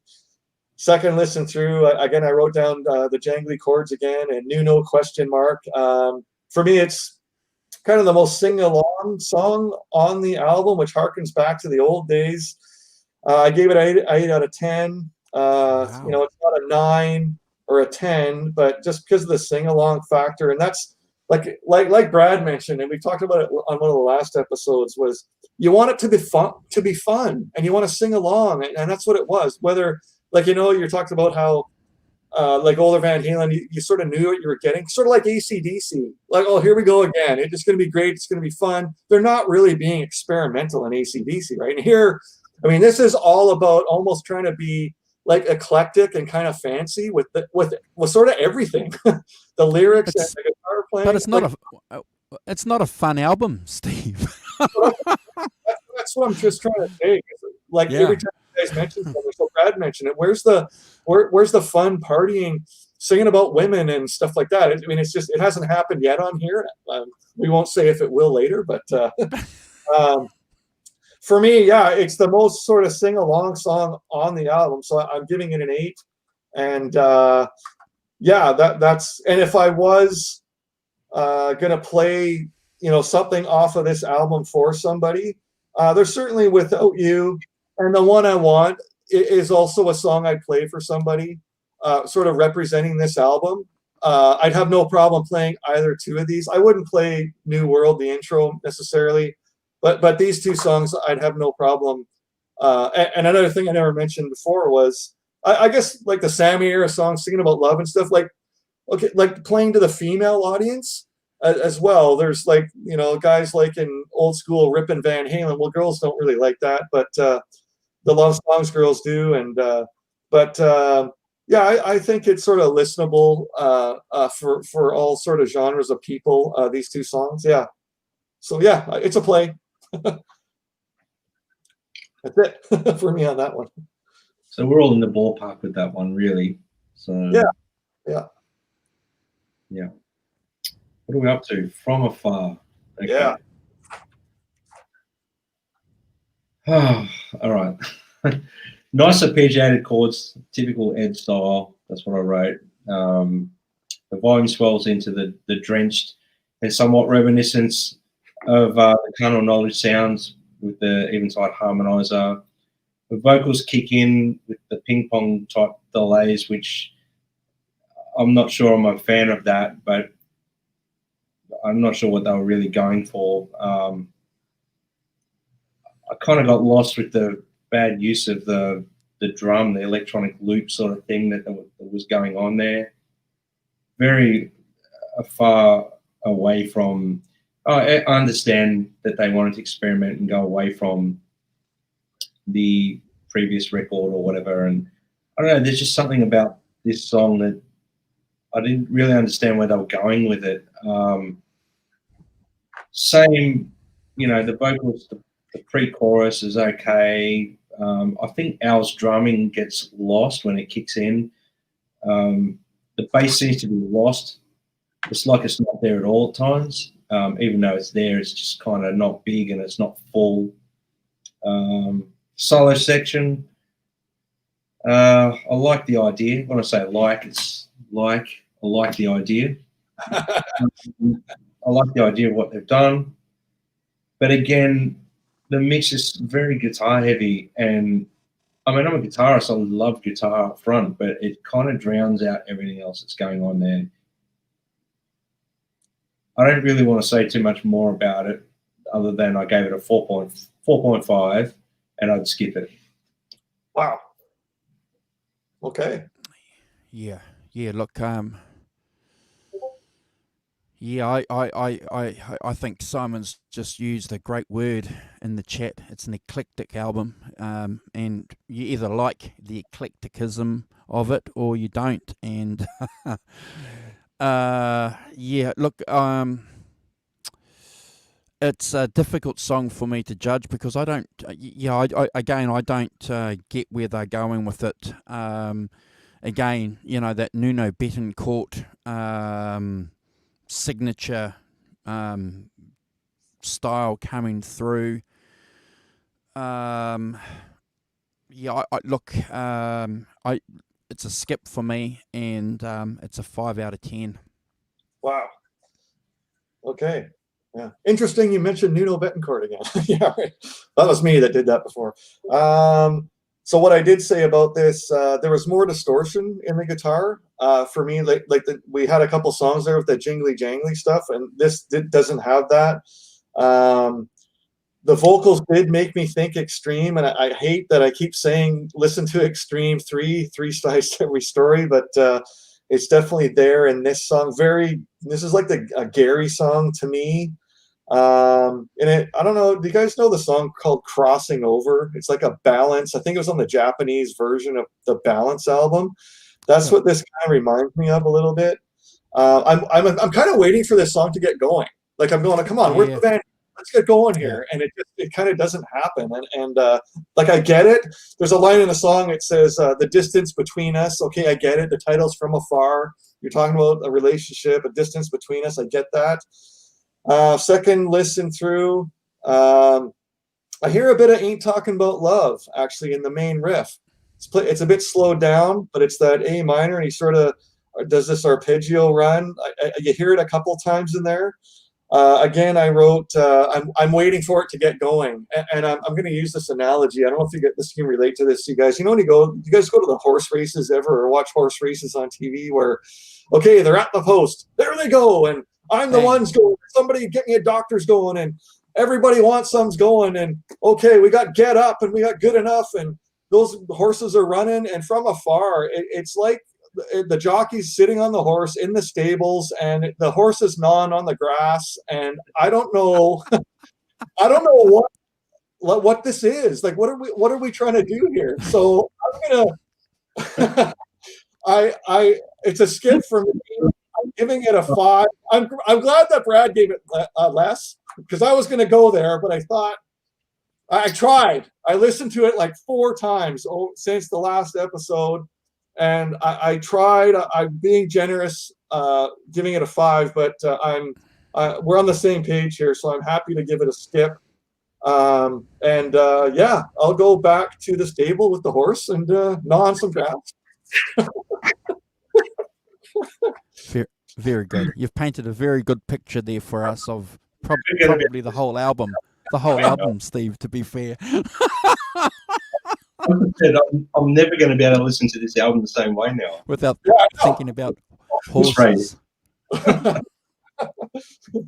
just got to get a refill, boys. Yeah, no problem.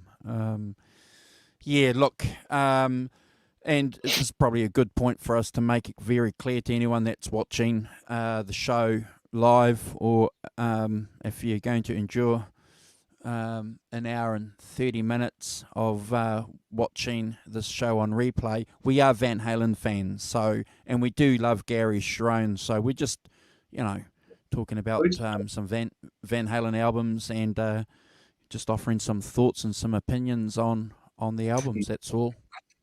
We're taking it from our point of view, not necessarily that we're right. It's just, we've done our homework, and we're critiquing it from our point of view. It's not knocking Ed, respectfully, I'm just grateful I've got this album because it's an Ed contribution, you know what I mean? So I'm not knocking it, but none of us are knocking it, is what we're getting at. We're just critiquing the album from afar, from the back. Yeah. The horse race. Like a horse race. We're critiquing it like a horse race.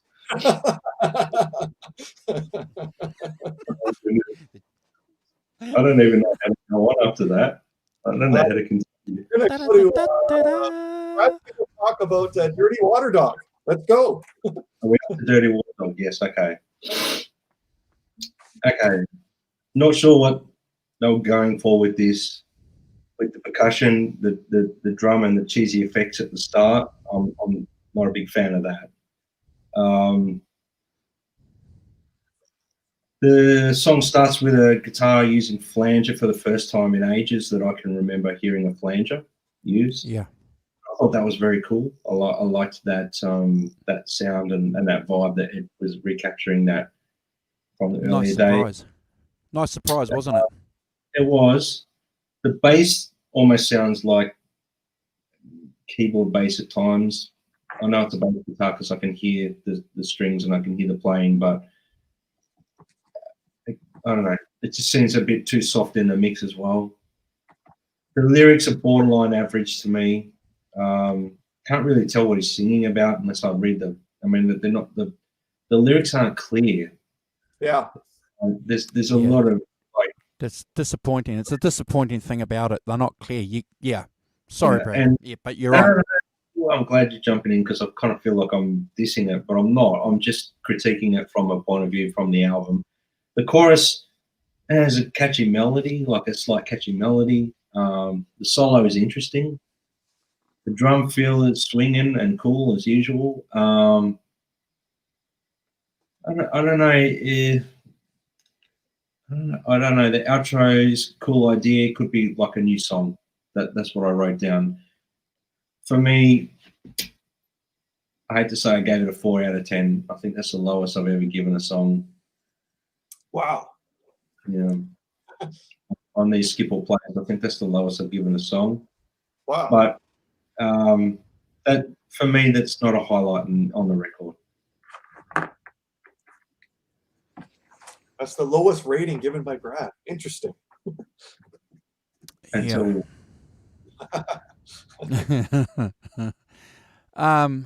okay, Fender, let's hear it. Yeah, it's disappointing that you can't pick up on the lyrics, and you know, that's a disappointing thing. I'm serious when I say this too, you know, and I'm pleased that Johnny and Simon have mentioned it in the chat about you know, that tone that Andy Summers from The Police had. It is reminiscent of that. It's like when we were doing a show with Simon a couple of weeks ago. I said there was one song that reminded me of Stevie Ray Vaughan, and then Simon and Brad said, "Oh, it's Albert King," you know. So, but you can see the similarities between Stevie Ray Vaughan and Albert King. Oh, yeah. I did think that too when I was listening to the album on the third and fourth listen, that there was some jangly stuff going on there. Yeah, I just want to check my score here because so I've given that a 5 out of 10, and I'll leave it at that, Steve, and you can tell us what you think. Yeah, so guys, one of the things about Van Halen through the years was always when I listened to the albums, okay, like how are they going to pull this off live if they're going to play this song live? So right away there was like 2 guitar sounds right out of the gate here. So right away I was thinking to myself, well, how's Eddie going to do this live? Because there's no way. There's 2 distinct guitar sounds going on at the beginning of the song. So that sort of confused me. Even every listen after that. I think Brad, you mentioned what was it? The flanger was involved here. I wrote down tubular guitar sound in the verse. Maybe that's what you're talking about. Chasing a new sound of some sort. Maybe. I like the chorus. And as always, Michealanthony. I like the background vocals on it. But again, like Brad alluded to, you know, the fun part of Van Halen is kind of that question mark again, like where is it? And I did write down that I like the drums as well, like Brad had mentioned the drums. And as always, I'm a big Alex Van Halen fan. So Dirty Water Dog, yeah, I mean, I play for someone for this album, yeah, Without You, the one I want, I'd play, and this would sort of, you know, wouldn't sort of hit those highs of those 2 songs for me. So yeah, I gave it a 6.5. I'd play it, but I wouldn't play it for someone sort of representing this album. Like it's still a play for me in general, but I'd be playing those other 2 tracks before I'd play this one. Yeah. So is it a skipple play? Oh, it's a play, but like I said, if I was gonna present Van Halen 3 to someone, I'd be playing Without You and the One I Want. Well, for me, it'd be the One I Want first, I think, and then Without You, but that changes every day. That's my Brad Cook description. Yeah. Yeah, well, we won't go down that path because one of the shows, all my playlist is completely different now. So, oh my God, Sinner Swing is his favorite song today. Oh my God, okay. And that could happen, actually, couldn't it? yeah, well, we won't go down that path because we'll be here for all night. Yeah, right. Next song, Once. This song, piano intro, very Phil Collins vibe to me with the drum loops. They kind of make the song very cheesy for me. For me, it's hard to come back from that intro. That was what I found very hard when I listened to this record. That this track in particular, I found it very hard to go past the intro because of that Phil Collins-y type vibe, and I don't know whether that's something that I don't think it would have been intentional, but for me, that's how I pick it up. Interesting guitar, musical sections. Like, to me, I'm going to be really harsh. It sounds like a demo form song that's ready for the band to come in and start tracking their parts. That's the vibe for me. I'm not sure I understand Ed was trying to do something different. And this is where it comes to the whole thing of Ed potentially doing a solo record. It probably would have made more sense. Like, you go under a banner of a band, like, and I mean, there are obviously reasons that they did that, maybe record label or whatever. Someone might be able to allude more to that. But this song in particular is a definite skip for me. I know there's a sentiment there and stuff like that in the lyrical content and stuff, but I gave it a 2.5 out of 10. Wow. Wow. Wow. It's very Phil Collins for me, and I can't come back from that intro. That took a lot for me to get through that song. Yeah. Andrew? What do you think? Well, okay. Well, it's over 7.5 minutes, isn't it? It's a long song. And, gosh, you guys are going to beat me up in the chat here, I suppose. But I just want to, again, echo what Brad's saying. I give it a 3.5, 4.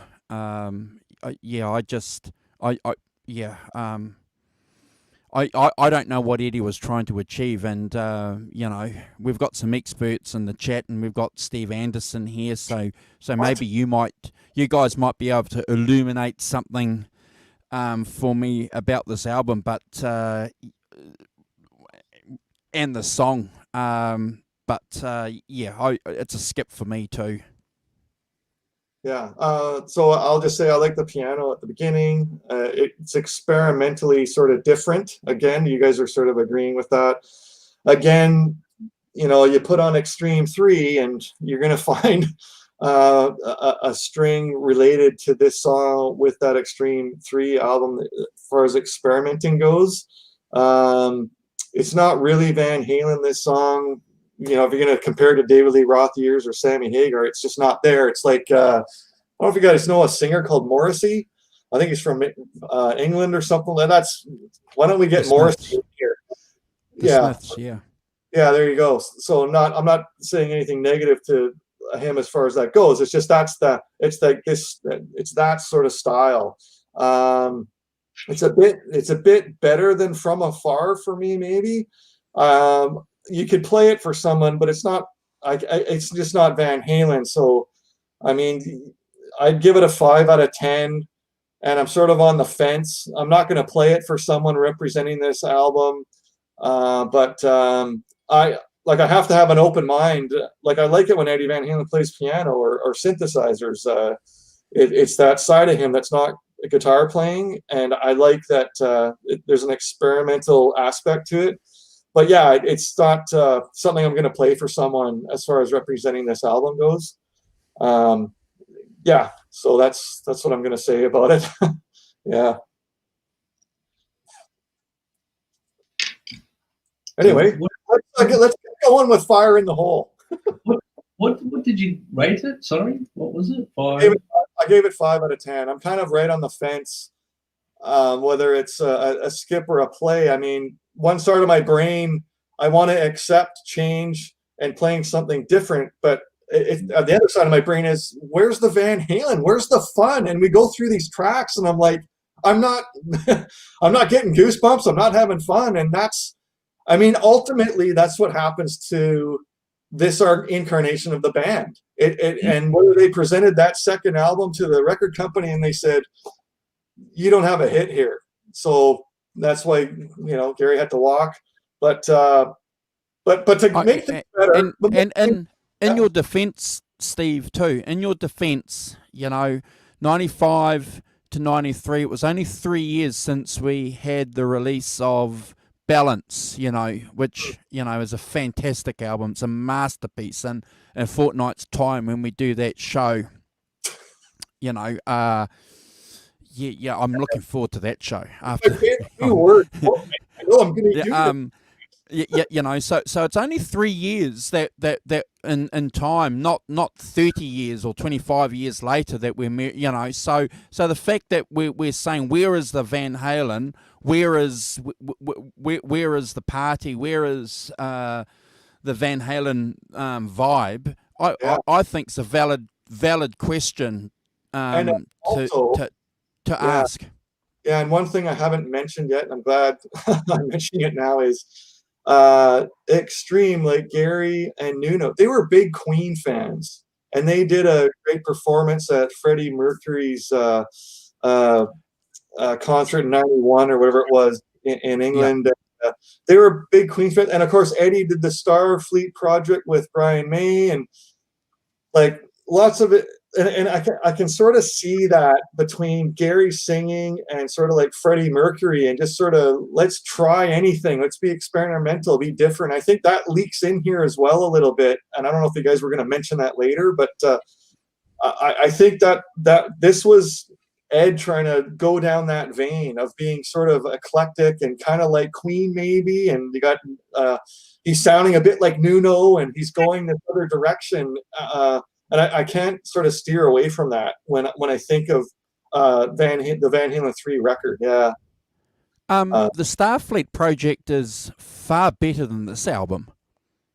Oh yeah, it's this is a new singer coming in that I keep saying that word eclectic and being like Freddie Mercury maybe, and trying to be sort of smart with the lyrics and everything. But again, it's that, like Brad saying, where's the fun? Where's the party? We're not even singing about girls here. Like, let's get the race car going. Like, just give me a song. But maybe we'll get something here on Brad's going to talk about Fire in the Hole. Okay. Yeah.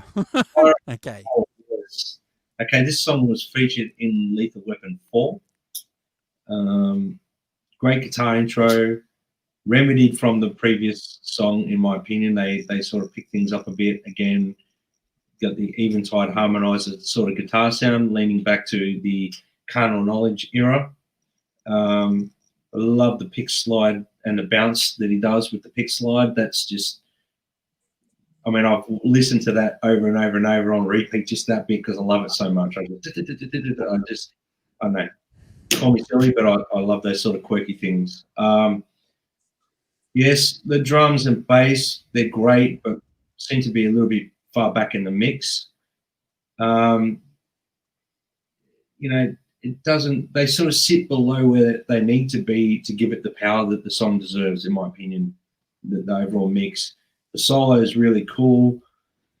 Definite flutters of Ed brilliance. Love when Ed switches to the neck pickup in the solo. I've always loved when Ed uses a neck pickup. Obviously, once he started using the humbuckers in the neck position and he flicks over to that neck, I really get goosebumps when I hear him play on the neck pickup. So there's a bit of that in the solo. The end of the solo, kicks. The outro could have almost been another song, in my opinion. They could have made it into another song. I'm not sure about what Gary's doing at the end of the song. It's very extreme, like reminiscence of, Cupid's Dead and things like that. Like, those sort of things in Extreme, the way he used to, and I love Extreme, but those are the things that I used to cringe a little bit about Extreme, and bringing that into Van Halen was something that I wasn't overly impressed about. But I still love the song. I love the energy. It kind of felt like you could tell Michael Anthony was playing bass on this track, had that energy from Michael Anthony on bass, and I love Michael Anthony as a bass player. I think he's solid. He's a MF, you know, on the bass. And I gave it a 7 out of 10. It's a track that I would play to people from this record to listen to it. It's not a 10 for me or a 9. It would be if the mix was far better. I think the drums get really lost in this track. And that kind of just takes away the power for me of the song. But I gave it a 7 out of 10. Right. Yeah, interesting that you've made that connection, Brad, with a lot of the songs about where the bass is, where the drums are in the songs, you know, which isn't a Van Halen thing, isn't it? Because the drums are always there. It's an integral part of, you know, the vibe and the mix and everything that they try to achieve as a band and as an album concept. Look, I've given this song an 8 out of 10. I think they're trying to achieve some kind of Van Halen-ish things there. I agree with you. The solo is fantastic. It's pretty good. You know, it's pretty good. But Gary goes down this road that I don't want to go down. Sammy's gonna call me, and I'm gonna go down the road. You know, even David Lee Roth. You know, I'm running after them, man. I'm there, but no, I'm not going down any roads. But it's certainly a song that I will play to somebody and say, look, this is a different version of Van Halen that I think might be easily understood by someone who didn't understand Van Halen, if they wanted to know another version of Van Halen, if that makes any sense. It is another version of Van Halen. It's the third version. Yeah. But it's a good song to crack someone's cherry if they weren't aware of the third version of Van Halen. Yeah. So I like what Brad mentioned, like the production on their album. Like, imagine if they had like Andy Johns or something when they did Forunlawfulcarnalknowledge doing this, and have the mix right. Then a lot of these songs could have had a really great chance. Yeah. Fire in the Hole, back to distorted guitar. Finally, there's no jingling, jangling necessarily going on. But the one thing I did right was somehow sounds like the Nuno funk. Like, get the funk out. There's a little bit of this funkiness going on, but I mean, Van Halen had funky songs too at early days. I like the chorus. I like the outro riff. Brad had mentioned that. I think that could have been a great song, a great riff for a song. And I did write this down. I think this song, it could have been, maybe the second song on the album. I think it could have been up there. I don't know where you guys. Yeah. Do you guys? Like, Without You's the second song, and there's One I Want. Maybe One I Want could have been further down the list and get Fire in the Hole up there. Yeah. Maybe as the second song. It's sort of in the middle of the album here, and I think it needed to be represented sort of sooner on the album, maybe. Second time through, I did write, it's sort of my favorite rockin' song on the album, Fire in the Hole, just because I like that ending riff. So I gave it 8.5 out of 10. So it's right up there. I mean, the three songs for me on this are definitely Without You, The One I Want, and Fire in the Hole. I think those are the ones that like have a chance, that represent this album as Van Halen. And this experimental stuff is they're trying to do something different. I get it, whether they're trying to be like Queen, that's where I sit with it. It's a play for me. I play it for someone, no problem. Like Brad mentioned, it was on the Lethal Weapon 4 soundtrack, which I'm a big fan of the Lethal Weapon movies. Yep. So that's where I stand with Fire in the Hole. Yeah. Josephina, Brad. Josephina. It's got a very clean, strummy, shimmery intro. When the drums kick in, it sounds okay to me. I'll say okay. Can You Shine, the light bit is off is off to a cool vibe. I like that. Verses are a letdown for me. Average vocal melodies and maybe just overall mix. I kind of lost me for that reason. Maybe the solo mix is way too loud on this one. The music under it just gets drowned. So we're back to this production problem, yeah. and it drags on a bit for me. I know that I can't understand what the sentiment is behind this song. I thought I was the only one. Musically, I'm not aligned with it. So, I mean, it's borderline skip for me. I gave it 5 out of 10. Right. Okay. Andrew. Yeah. Let's hear it. Yeah.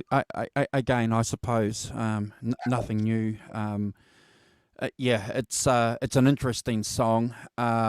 It's one thing I've noticed, and I don't know if we mentioned it, but this is the longest Van Halen album ever, apparently. You know, so I think the problem with a lot of the songs is that they're too long. But would that make the songs any better if they were shorter? Jeepers, I don't know. I have to defend the argument there about the production. I just couldn't help but think what, you know, who was the guy that produced, the Canadian guy that produced Balance? Bruce Fairburn. Yeah, Bruce or Andy, you know, if there was someone, even Ted Templeton, you know. You know, look,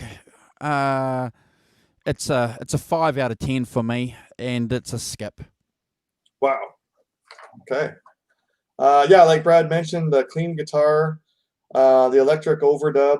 There seems to be a lot of that on a few of these songs. I wrote, again, experimental. Never played a song like this before, really. There was the horse and elephant solo sounds going on. Oh, good point. Yeah, I forgot to mention that. Yeah. That's the thing that caught my ear. Yeah. And it's sort of similar to the song Once in certain spots, just sonically, as I listened to it. That was my first go around. My second go around, listen to it. It just doesn't really rock, does it? Like, you're a rock band. Like, hit me in the face. Where's Hot for Teacher? Just give me something, right? The end riff was pretty. Yeah, and I just wrote again. The problem with some of these songs is they just don't rock.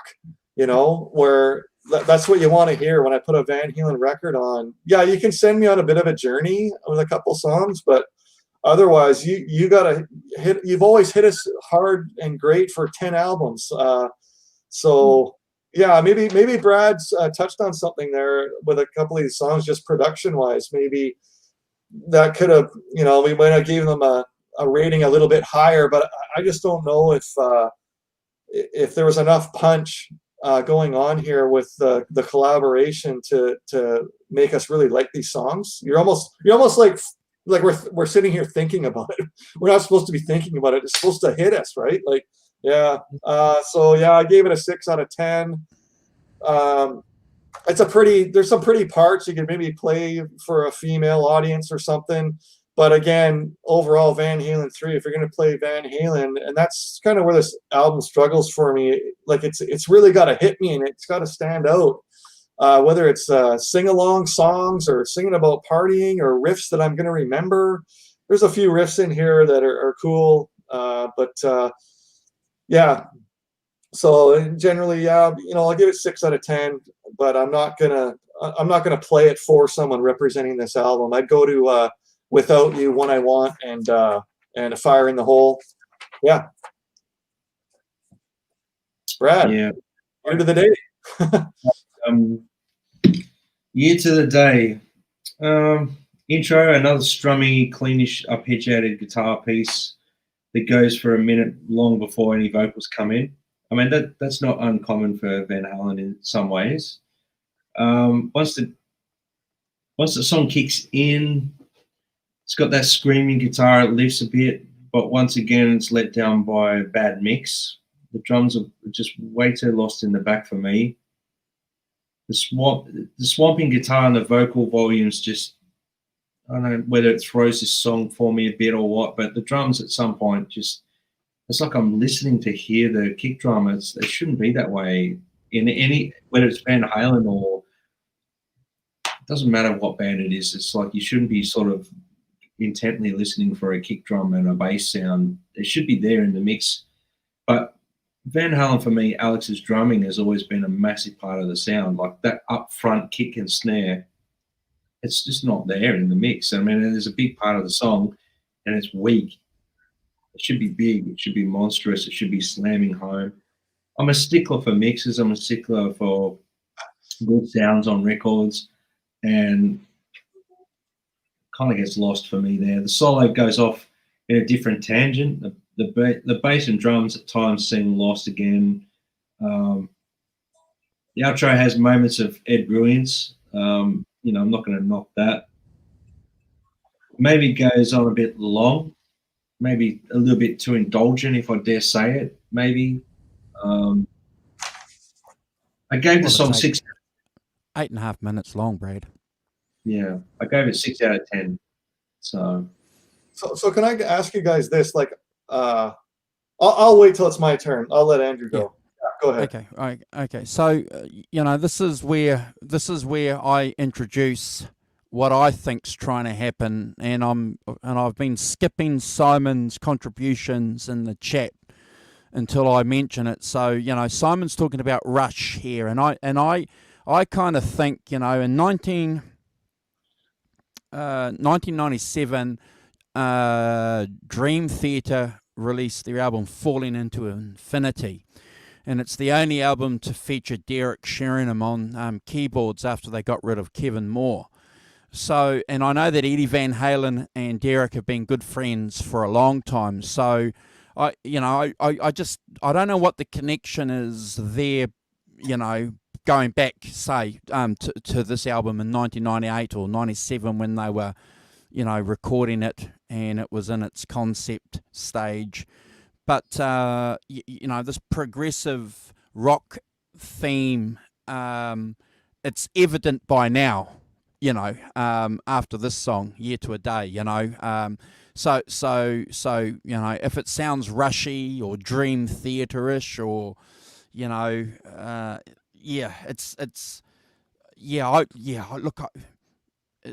that what Eddie was trying to do, guys? Was he trying to be a progressive rocker, progressive metal guy? I don't know. It's a 5 out of 10 for me. And it's a skip.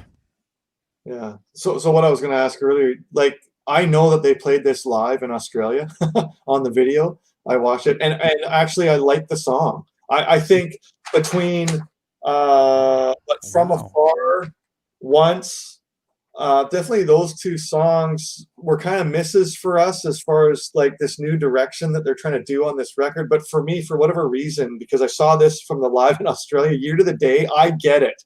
This is where I think this is the new direction for me. Like when I listen to like Why Can't This Be Love on 5150, okay, there's a new direction, or Dreams, there was a new direction.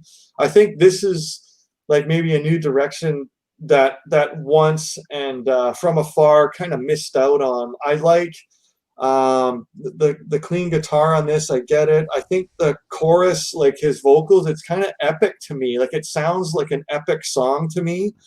I mean, you say that as soon as a song's really long, but I like there's a hanging note right before the chorus kicks in, where the notes hit and Eddie's hanging onto it, and then a year to the day. Like, I get it.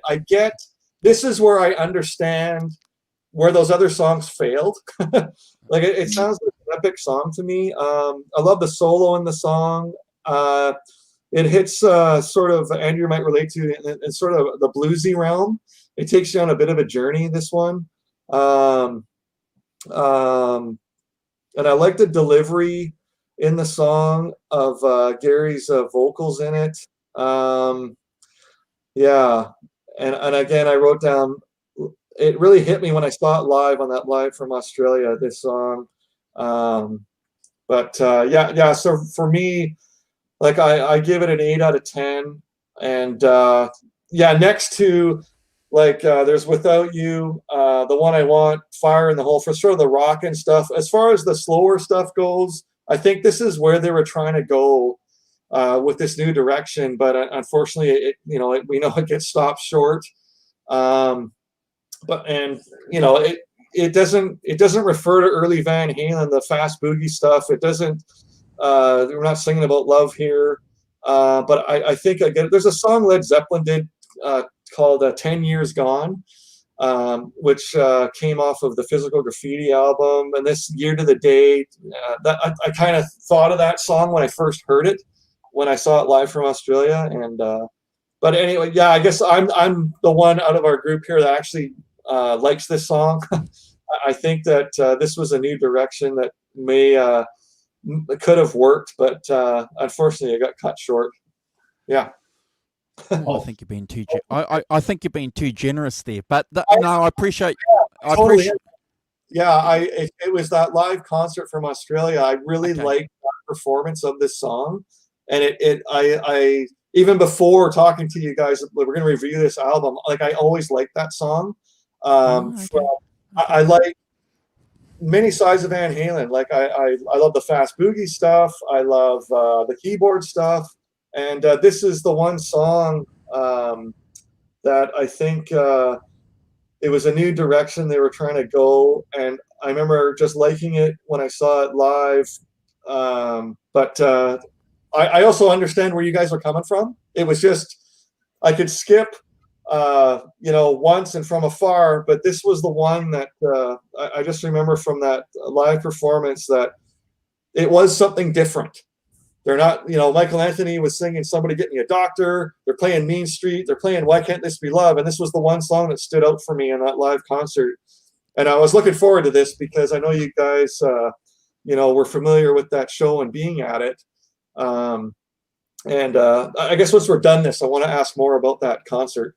I guess we'll move on to the 10th track is the instrumental Primary to Brad. I'll just touch on the live version of that song. I actually don't mind, and that's why I put a lot of the shoot down to mix for me. And that like where it kicks in and it gets really big, those bass and drums are just buried. For me, it's just buried in vocal and guitar swamp. It's just, I don't know. For me, that's what it is. The live version of it doesn't seem to. I mean, it's a live mix. It's up front. Everything's there. You can hear Alex slamming it. It does come across better live, in my opinion, than on record. Okay. So the person responsible for mixing and mastering it, his name's called the Edward. So who's the Edward? Is that Eddie? Is he the one responsible for mixing and mastering the album? Probably. I'd say, look, I'll be honest with you. I was going to touch on that sort of stuff right at the end, just with my thoughts. Sorry. No. My thoughts on it, but Primary it's kind of like a Satari vibe. I like the effect on the guitar. It leads into the next song, so it's hard to sort of give it a rating because it kind of leads you to the next song. I dig that they did that little interlude part to the next song. I like that sort of thing. Like it could have just been part of Ballad or the Bullet. You know what I mean? It could have just been part of that instead of it being a separate track listing. But I understand why they do that on an album because if you don't want to hear that, you just skip to the song. So, but it was hard for me to give that a rating. I'll be honest with you, because it's kind of just like a little guitar piece that just interludes into Ballad or the Bullet. So I'll give it a 5 because sometimes I'll skip it, sometimes I'll leave it. Yeah. Yeah, it's like Little Guitars. Little Guitars has the intro, and then it goes into that song, right? Yeah. Little Guitars to me is different again. Like I'll listen to Little Guitars. Yeah. Where this one is maybe I'll skip it, maybe I'll listen to it. Right. I guess because I listen to this album quite a bit to do this, so yeah. Yeah. I love the spreadsheet. I mean, it's to be honest with you, like there's a lot of these songs I haven't listened to in years. Right. I probably hadn't taken this little cardboard piece off of this in 15 years. Wow. Yeah. Yeah, me too. That was my take on where are we at? Sorry, Primary, just because it's that little interlude into the next song. Right. Well, if you guys were onto it earlier, you would have heard me mention somebody in one of the song discussions that we had. I can't remember where I thought Eddie Van Halen's trying to channel the quiet Beatle, George Harrison. So, the fact that he's playing an electric sitar proves my point that that he wanted to be the quiet, serious Beatle on this album. Whether or not he's successful at it, we'll leave that for the conclusion. But look, it's an interesting piece, isn't it? It's interesting. Just another, I think, indication of what Eddie was trying to achieve, and it's really pleasing to see guys in the chat sort of say, well, it's an eclectic thing, it's a creative thing, it's a natural progression that a band or a musician has to do. But I just have to come back to the fact too that it's Van Halen 3, so it's a 6 out of 10 for me, and I'll listen to it. Yeah, I sort of echo that. The strange guitar sound, the sitar, I know what it is.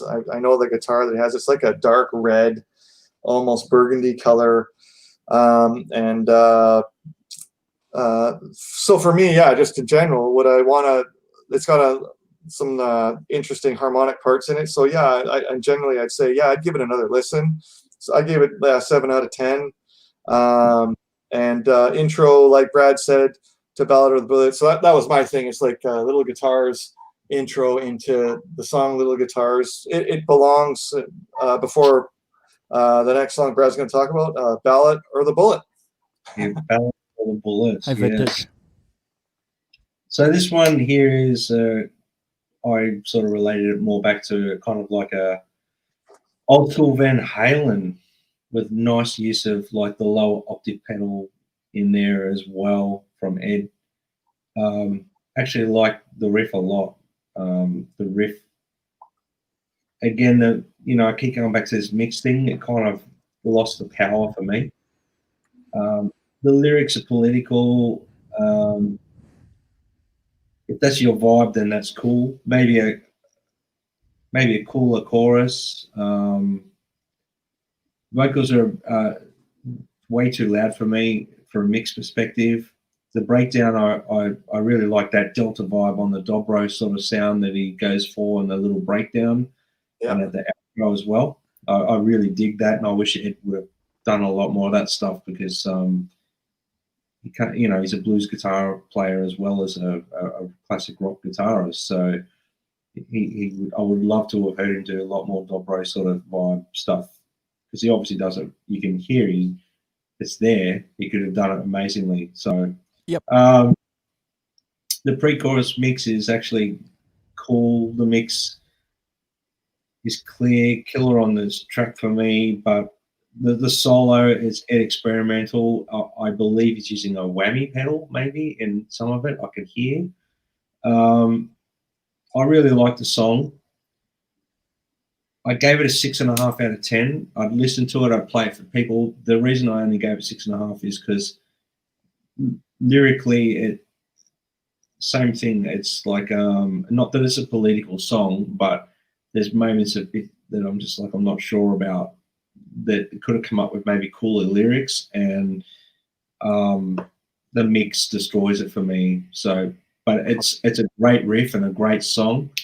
So I gave it 6.5. I definitely listen to it, wouldn't skip it. Probably, you know, out of the 4 or 5 strong songs on here, it's one of them. You know what I mean? So yeah, it's got a bit of extreme lyrical sort of vibe to it, and I think that's Gary's thing. So I've kind of made my peace with that. yeah. Andrew? So Oh yeah, I don't have a problem with the band being political at all, and you know, the ballot or the bullet comes from, you know, a famous Malcolm X speech in contradiction to the passive speech that Martin Luther King was doing at the same time. So, you know, you've got, some contradictions going there historically with what that speech was, and you've got some guys, you know, on the other side of the track in America talking about something that, you know, I think appeals to all of us, and even today in 2020, about this concept of freedom. So, you know, I like that. You know, that's a great thing to talk about or sing about. Are they successful in getting that message across in the song? Probably not. I like the fact that there's some dobro there. Would have been really good to see them pull this off, like, you know, Brad said, you know, in a blues setting. It could have been a, you know, something epic. 6.5 out of 10 for me. And I don't have a problem with the political message. It's not overtly political. That U2 probably got to around that time frame. But I'll leave it at that. Right. I wrote, I like the heavy riff rhythm in this song.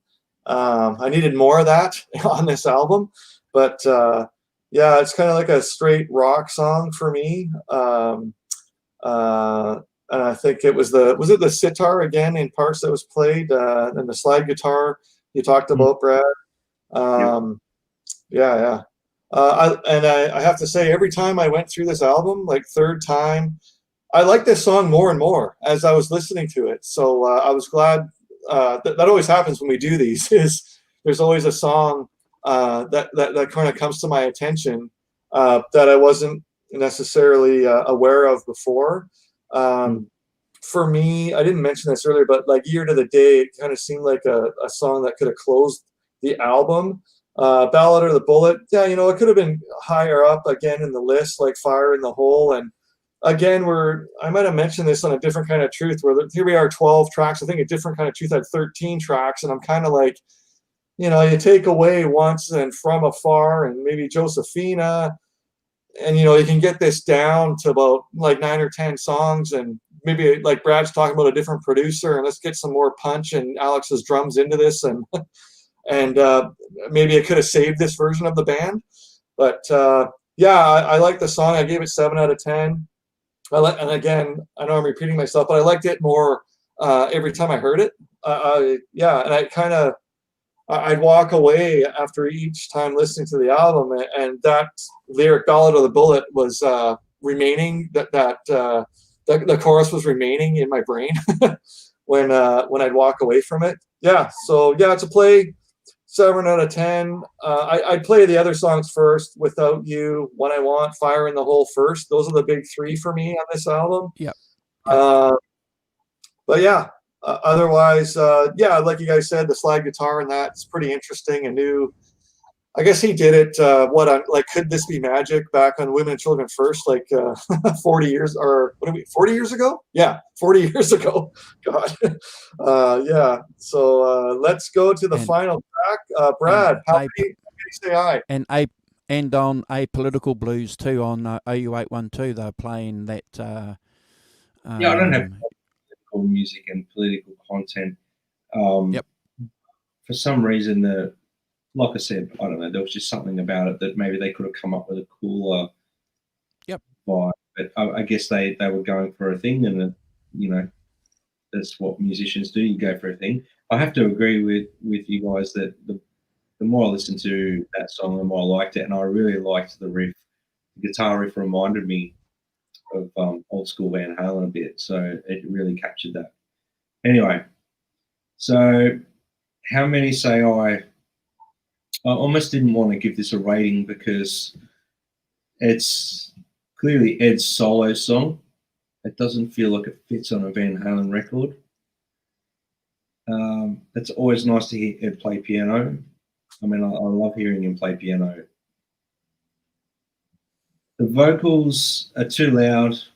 They need to sit back a bit, like with the I don't know. Just to me, that's a common theme. I'm saying this in not a hateful way, or not a there's no harm in this towards Ed Van Halen, but it's a very respectful way. But I'm saying this in a humorous way. It's like a sing-along of two drunk dudes at the end of a night in a bar after a big night at the pub. That's what it's been to me. And I say that in a funny way. Nice use of the string section. Ed noted that he was forced into singing it. I don't know what he means by that. That's just, someone might be able to elaborate more on that. It's not something I would play to anyone in relation to a Van Halen record. I think it's a more a sentiment song. Maybe there's some, for Ed Van Halen fans, you're going to listen to it, you're going to appreciate it, and we appreciate it more now in retrospect. But I'm trying to take that out of the equation when I rate these songs, and I gave it a 3 out of 10. Wow. Okay. Andrew. Yeah, look, if you weren't aware already after listening to this album in 98, 2002, 2020, that album, or this album, definitely with this song is a Eddie Van Halen album. It's clearly something that he wanted to do. It's something that he was hearing at the time. It was something that he obviously felt he needed to do and to commercially release. After all, they had to have something, I suppose, to go and tour with. Yeah, interesting song. I certainly won't introduce that to anyone that wants to learn or discover Van Halen.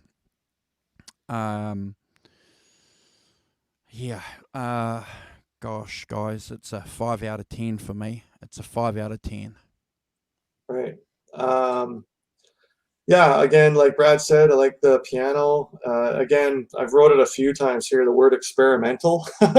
And that's what this whole record represents to me. It's trying to be experimental. I think Ed's trying to be smart. He's got Garycherone from Extreme. So many I wrote again, Extreme 3. Go listen to that. And there's so many songs on here that remind me of that album. The piano's the second time around I wrote the piano's pretty, and again I wrote the word queen, whether it's like Freddie Mercury sitting at a piano playing one of their ballads. Maybe Ed was influenced by that a little bit, because again I know the Extreme guys, Garycherone and Nuno Bettencourt, were highly influenced by Queen. That's what I think's happening here, and a lot of it is he's trying to be eclectic, he's trying to be smart, and we've got little snippets of cool solos and some neat riffs in some of these songs. How many say I'm again, it's 5 out of 10. Wouldn't necessarily play it. I mean, I'm really down to Without You, the one I want, Fire in the Hole. those are the 3 tracks. And then, Ballad of the Bullet was growing on me. That's the 11th track. There's also Dirty Water Dog. I probably gave that the highest rating out of all of us, with a few question marks in my statements. Just overall, I don't know how you guys feel about me saying the band Queen, if you guys can relate to maybe this experimental stuff that's going on. I just all of a sudden, because Gary Cherone's in the band and it sounds like a bit like Extreme 3, it's his voice. So I'm going to be comparing it to Extreme. And I know they're heavily influenced by Queen and diversity in their records. I mean, there was such, Extremes, that's the name of their band, but something from Get the Funk Out and Decadence Dance. And all of a sudden there's more than words, and it's the same guy singing, but it's completely different, from funky and rock to we're playing acoustic, and a very diverse palette. Not that there's anything wrong with that. For them, it worked. It's just here, just overall. I mean, Andrew said it at the beginning. They presented that second album to a record company, and they said, "Well, you guys don't have a hit here again." So if Van Halen 3 only sold a quarter of what Balance did, you don't have David Lee Roth, you don't have Sammy Hagar, you got a problem. and overall, Brad said it, we've talked about it a bunch of times, none of these songs are really, really fun to listen to sing along with, and me running to a guitar, oh my God, I got to learn that riff. I mean, that riff at the end of Fire in the Hole was kind of the only thing that I was doing. Simon, there's no riffs. There's no riff on this album. You tell me, Brad and Simon, tell me a riff. What songs got what's a riff on this album that you want to run to and go and play? There's nothing. Steve. Yeah, it was just Brad. I mean, Brad was speaking first, and I sort of echo, and so were you, Andrew, what are you saying? But Brad mentioned it. There's this ending riff at Fire in the Hole, and Okay. that could have been something. So again, it's not like the main part of the song had a big Mean Street riff where you're going, oh my God, this is blowing my mind. I mean, it's not that kind of record. It's like Simon in the chat was talking about Rush and sitting down. When I hear the band Rush, I know I have to think. I have to think about the lyrics. I have to think about what's going on, and that's what I'm doing here. I'm trying to like it. Like on most of the songs, like I want to like it. I'm trying to. And Van Halen was never like that. It was automatic, like AC/DC. It's going to hit me, and the drums are going to be up front. And Brad mentioned it a bunch of times where it's just not in your face, and it's very much an Eddie trying this clean sounds, trying jangly chords, throwing some piano stuff in here, and it's just I guess just sonically. And Brad kept touching on so many songs production-wise where it was just drums were hidden back or things didn't sit well, and maybe there could have been a different producer here to save some of it. But Yeah.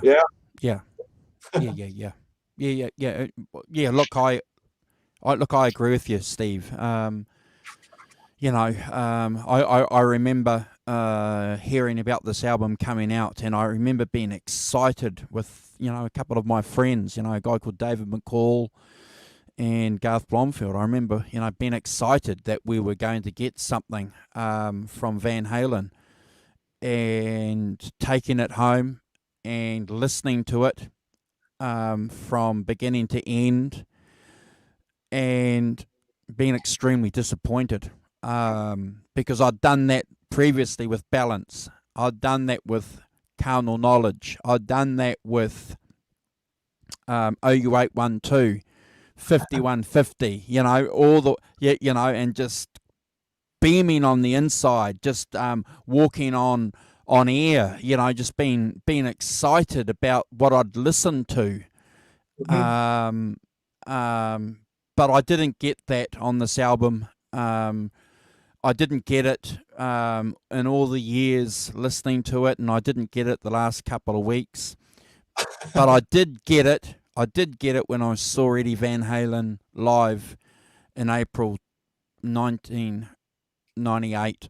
I got to see Eddie Van Halen, and I'll always be grateful for this album for that tour. Right. That's my statement, not exactly, Andrew. I still, to this day, relate that album to that tour, and that's the reason I got to see Ed. Ed got to see Van Halen, with one of my favorite bands, and I guess without this album, that wouldn't have even eventuated. That maybe we might not have seen Van Halen ever. Who knows? You don't know. I mean, look, the thing was, we're comparing it to a powerful source that was Van Halen before this. And it's hard to put it in alignment. So I don't know if you want me to bring my thoughts of the record into this, like, let's segue now into. Yeah. I mean, look, for me, I personally think production-wise, the songs are let down. There could have been more pre-production on the songs. Maybe some reorganizing of the songs to actually turn them into catchier numbers. Like, because there's moments in there that are, with every song, there's moments that could be molded into something quite unique and catchy, and maybe they needed more pre-production on the songs before they went into record. The overall mix and production of the record, for me, like I noted, is the biggest sore point. Even the good songs I get lost with because of the mix. Song arrangements were okay. Some of them were too indulgent. And that brings me to the whole point I made earlier, is maybe Ed, with his riffs and his ideas, were molded better in collaboration with like Sammy or David, where they actually were probably more a driving force to create the song. Ed come up with the ideas. Maybe they said, no, that's your chorus, that's it, and the lyrical content drove, that was the verse, that's the chorus, da, da, da, and that's out. And they structured the songs that way. I mean, you talk about a song, How Will I Know When It's Love? That's like one of the most perfectly structured songs that you can ever think of that Van Halen did, because it's there's an intro, there's a verse, there's a pre-chorus, there's a chorus. Like, the way they've structured the song from a songwriter's perspective is, you can't write it any better. The solo's placed position, everything's done and for the song. So this album maybe stretches a little bit too self-indulgent. There's some good ideas in there. There's some, like Gary said, there's some like little gems there, and experimental. We don't know. I mean, I personally haven't really sort of found anything that relates to what Ed was going through at that particular time. Someone might know and elaborate here, but maybe he was going through a rediscovery phase. He wanted to try something different, more experimental. But that being said, probably, and I've sort of written a bunch of notes here, I'm just looking over them. Maybe that was, I mean, this is before the era of what I call, where a supergroup was formed out of two bands that were like Audio Slave, for example, was Rage Against the Machine and Soundgarden. They merged, and they called themselves Audio Slave. Velvet Revolver, there was members of Guns N' Roses and Stone Temple Pilots. They joined together, and they became Velvet Revolver. Alter Bridge was like Creed with a new singer, so they called themselves Alter Bridge. And I'm going to put this question to you guys: is this what you would perceive as, this album maybe should have been called a different name, not Van Halen, and it might have been perceived better as a very, album? very, very, very good point. Top marks, because it makes perfect sense. We'll come back to that question in a sec, but I just want to finish off before I forget while I'm on a roll. I've knocked Gary's vocals a little bit in my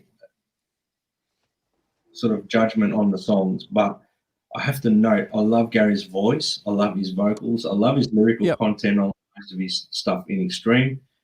There's a few cringeworthy moments, but that's just something that doesn't resonate with me. It doesn't mean that it's bad. But for me, I don't think they fostered his voice properly on this record. I don't think they found the right mix for EQ wise, because like when you're recording vocals, there's a on your graphic, there's a certain frequency for everyone's voice that sits like a sweet spot, and you've got to find that. And I think they found the slightly too harsh a grit on his voice or something. I mean, I'm not a sound engineer, I'm not a mixing guy. I don't mix. I record and I write songs. I record. I give it to a guy to mix and master. You know, that's what I do. And to me, this record sounds like it's been recorded on Pro Tools before it's gone to the mix and mastering stages. That's how this whole record sounds to me. It doesn't sound like it's been mixed and mastered. That's how it sounds to me. And I don't know, maybe Gary's right. They needed to spend more time, you know, touring and maybe just going out on a run, doing a bunch of small clubs, doing a bunch of early Van Halen songs to bond and find a bit of chemistry, because it kind of at times does feel like Gary's lost with the band. Michael Anthony's minimal input in the record is evident. He's underrated a lot of the time in Van Halen, because we always talk about Alex or you talk about Eddie and then the singer, but no one really picks up on the bass. And I know Ed played bass on a few tracks and things like that in the early days and stuff, but for Carnal Knowledge record, for example, some of that bass playing is phenomenal and his voice is unreal. So going back to that's pretty much my overall thoughts without sort of going on for days and days and days about it.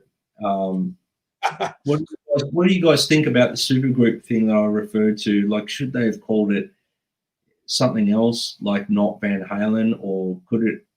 It's hard to put it out as a Ed Van Halen solo record when it's still members of Van Halen, in my opinion. So you couldn't call it Ed Van Halen.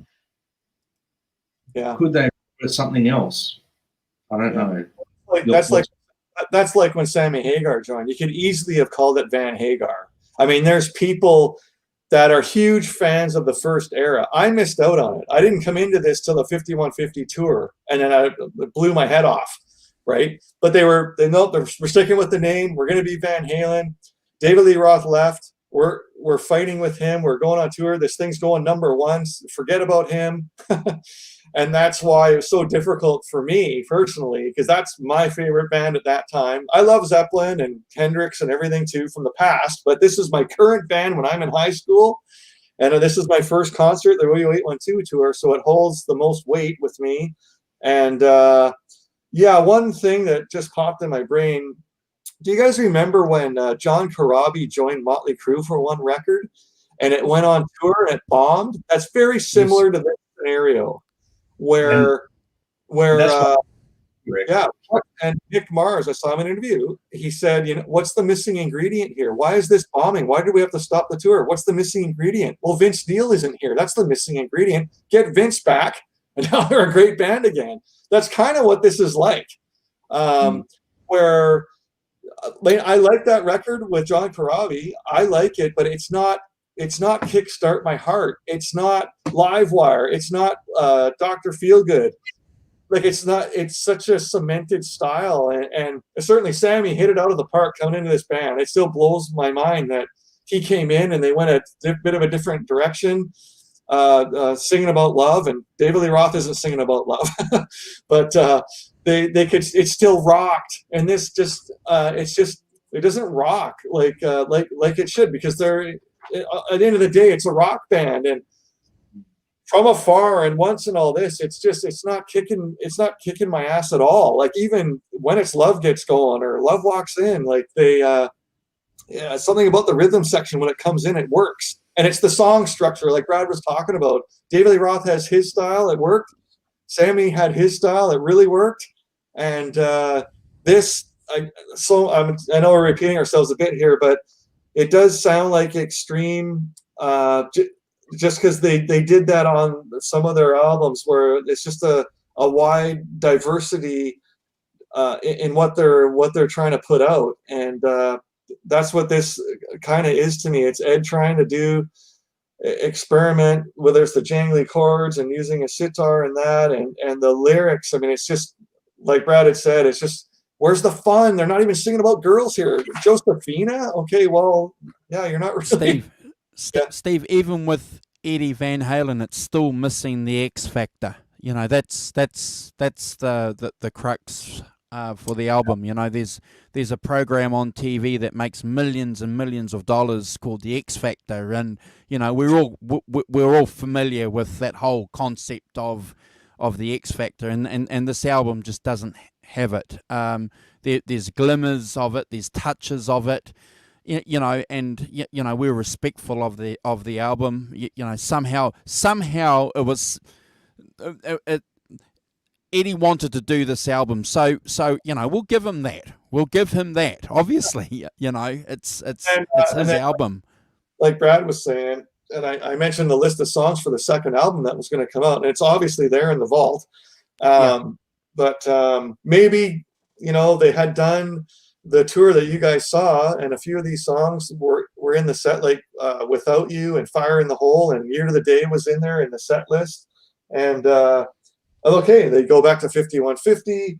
They've got a bunch of songs ready to go, and yeah, unfortunately, yeah, they just had to pull the pin on it. I was surprised because there I am with a magazine, and the songs are listed, ready to go. And then all of a sudden, it's a big question mark. What's going to happen with this band? And all of a sudden, yeah, like good for me, Sammy Hagar's back in the band, and oh my God, okay, this version of Van Halen's back. But then that fell. So there was a lot going on with Eddie Van Halen through that time. And one thing I was going to say earlier, I haven't yet, is through the magazines, because I have all the guitar player magazines, Guitar World, Guitar for the Practicing Musician from like the early 80s. And anytime Eddie's on any magazine, I get it. He started to get a bit of an ego. You could tell in the interviews, sort of in the sort of the mid 90s there, where he was getting mad that guys like Jerry Cantrell and Dimebag Darrell really were big Ace Frehley fans. That's who they first liked.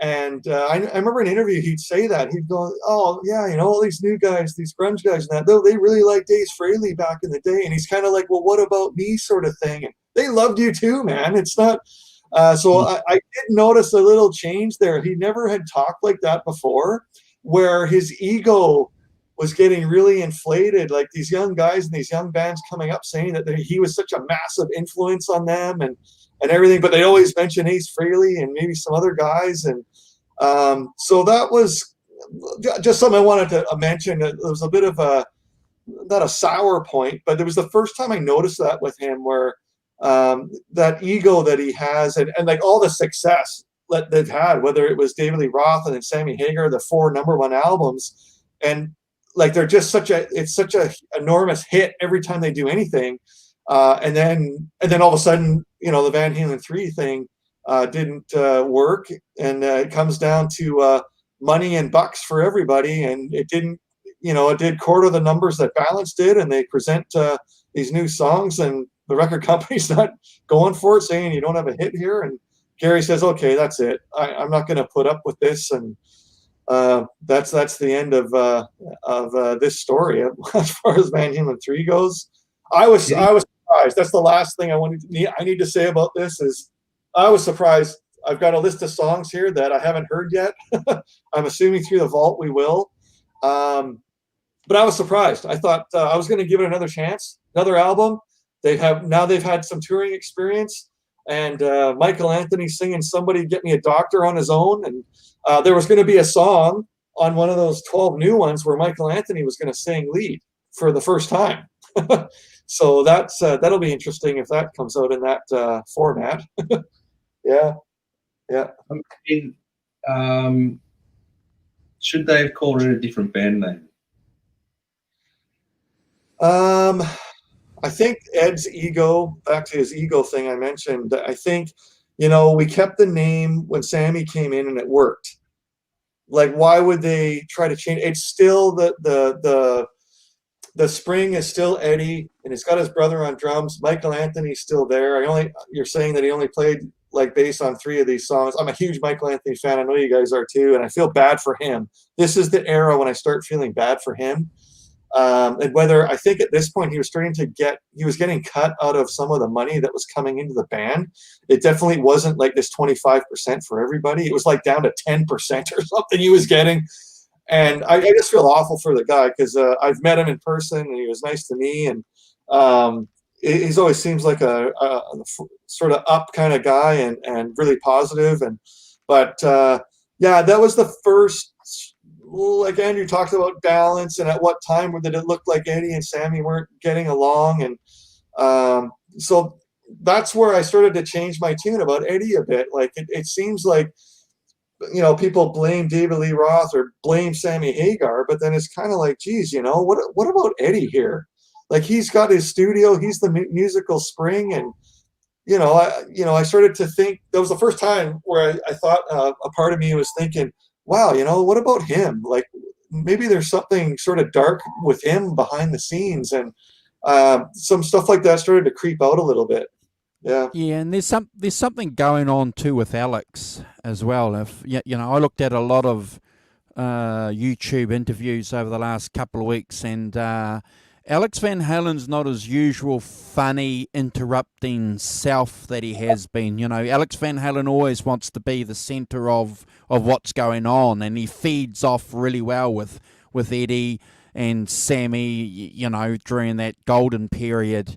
And if you just go back and look at some of the interviews there, it's almost as if, there's just, he's just standing off. There's something obviously going on with Alex. And I just can't help but think, it's just reflected in the criticism that we've just given about the drumming on this album. There's no Van Halen drumming going on there. So I don't know how involved Alex has been in the past with where his drumming sits in the mix. But, if you look at the way that he's interacting on the videos during that tour, and if there was something happening, while they were recording this, it certainly continued during the interview process. So I'm not surprised. I'm not surprised. But, there was something going on. Something. No. And I'm going to mention this that we haven't touched on, and I've talked to Alan Garber, our friend, and we talked about it. And this was a time after Balance where there was some sobriety going on with these guys. Like, if you Van Halen in the 80s, they're drinking Heinekens, they're drunk, they're smoking. Like, I'm not kidding. Every picture, video you see with Eddie interviews, he's drinking a Heineken, he's smoking cigarettes. But this was a time after Balance. We haven't really talked about this, but I'm bringing it up. Is there's a part where, like, he's trying to sober up, and he's got Wolfgang. I remember an interview I saw with him where he came home. He pulled an all-nighter one. He gets home at like 7 a.m. from partying with friends, and his son's there at the door in the morning, and he goes, "Dad, what's wrong with you?" And I remember him saying it hit him like a brick wall. Like, I've got to sober up here. So that maybe leaked into this album a bit, right? Where he's trying to be smart. He's got the new singer, trying to be eclectic. Let's do something smart. And it just doesn't work. And I think of another band back when I was a kid, was Kiss. They did an album in 1981 called The Elder. It was supposed to be like The Wall. It was going to be this sort of epic thing that they do. And where this kind of fits in a category for me, where they're trying to do something smart for the critics, rather than just rock, man. Be Van Halen. Let's have fun. Let's party. Let's sing about women. And it just doesn't exist here at all, does it? Sort of thematically. Those two moments. Yeah. So that's, like Brad was saying, it's kind of like an Eddie album. The different tones and chasing tones and this stuff. And he's trying to keep his ego going, and he's sober. He's not, that's an interesting avenue that you brought up, Andrew, because I know Alex, I know Sammy Hagar in interviews back in the 80s would say, I don't know how Alex is standing the next morning. The guy, like, downs a case of beer like it's nothing. And and like you said, maybe there was a point here where Eddie and him were trying to sober up and be smarter in their life. And I think that maybe has been reflected here a little bit on this album. That's just my own sort of analysis from the interviews in these magazines that I've had. Yeah, no, that's a good point. and certainly, you know, we know that they've been over a long period of time, been in and out of rehab, and well, I think Eddie's described himself recently. You know, for a long time he was a functioning alcoholic. So, smoking and drinking when he was 12 years old. So, look, at the end of the day, I just want to echo Steve. You know that had I seen Eddie like you did in 2004, I would be. Yeah, I'd hate to think. What I would be thinking today in 2020. But I'm just so glad that, and we were talking about this at the top of the show before you jumped in, Brad and I, that we were so happy that, you know, this was a good tour for Eddie. He was playing, you know, Mean Streets spot on. He wasn't having to apologize. He was playing Eruption, you know. He was jumping, you know, he was on fire, and, you know, we certainly picked that up. So I remember, you know, driving up to Auckland, and we were full of excitement, and we drove back, and we were just blown away by having the opportunity to see Eddie Van Halen. So if anyone, you know, has seen Van Halen live, probably understands what the three of us feel at this moment. You know, some of us have been lucky enough to see him a dozen times or half a dozen times. But and Brad, you know, lucky enough to get a hug and a kiss from him, you know. I shouldn't have washed myself. Like, let the DNA soak. But I'm glad we've discussed this album, because it needs to be discussed. Because I know a lot of fans won't even discuss it, won't even talk about it, will they? No, and we survived this. I'm glad we did it, and we've actually, for me, we've gotten it out of the way, because it's only going to go up from. Well, that's right. So we're just about hitting the 3-hour mark, so that's pretty good. So jeepers, in 2 weeks' time we're going to be doing balance. So Steve Anderson will be leading the introduction and leading off with the song choices. I'll be going second, and Brad will be following in third place. I just can't help get rid of these horses. I keep thinking, you know, three of us, we're all lining up, we're all getting ready. I'm so happy because the songs I was worried about talking about and giving a rating, like From Afar, and once I was like, oh my gosh, I'm going to give this a low rating. What are these guys? But you guys gave lower ratings than I did, so I was like, okay, I can talk about my horse comment. Oh, well, we always promised each other that we were going to, you know, be honest. Oh, yeah. And the next album that we talk about, we're going to get really, really boring. We're going to start talking about tone settings and amp settings and guitars. So you know, that's always a good thing. I've had some positive feedback from comments from people that have watched a couple of the earlier shows, Brad and Steve. So that's always good. It's good to get some good feedback. Tomorrow, you guys are lucky if you want to join Simon, myself, and Brad. We're doing Layla Part 2, so we're going to go through and do our rankings on Layla Part 2. That should be very interesting, so that might be a long show for a couple of people. I do appreciate everyone's time on this. It's always an interesting thing, you know, that people want to go and watch people on YouTube. I certainly enjoy watching other people on YouTube. Before I hand it over to you guys, I just want to say a shout out to Ben Coombs. I know that we mentioned it earlier, but Ben and Amanda, if you guys are ever going to watch this, we have strong condolences for you and your family on the passing of your mum. Know what it's like to lose your mum. Yep. You know, it's a different world when your mum's not there. And so, you know, all the best. Yeah. So, guys, we got Balance to listen to. I don't know how you guys are doing a show on another record tomorrow night, because I'm like absorbed with listening to these albums every 2 weeks, and you guys do an extra one. Well, we did part one last Sunday, Yeah.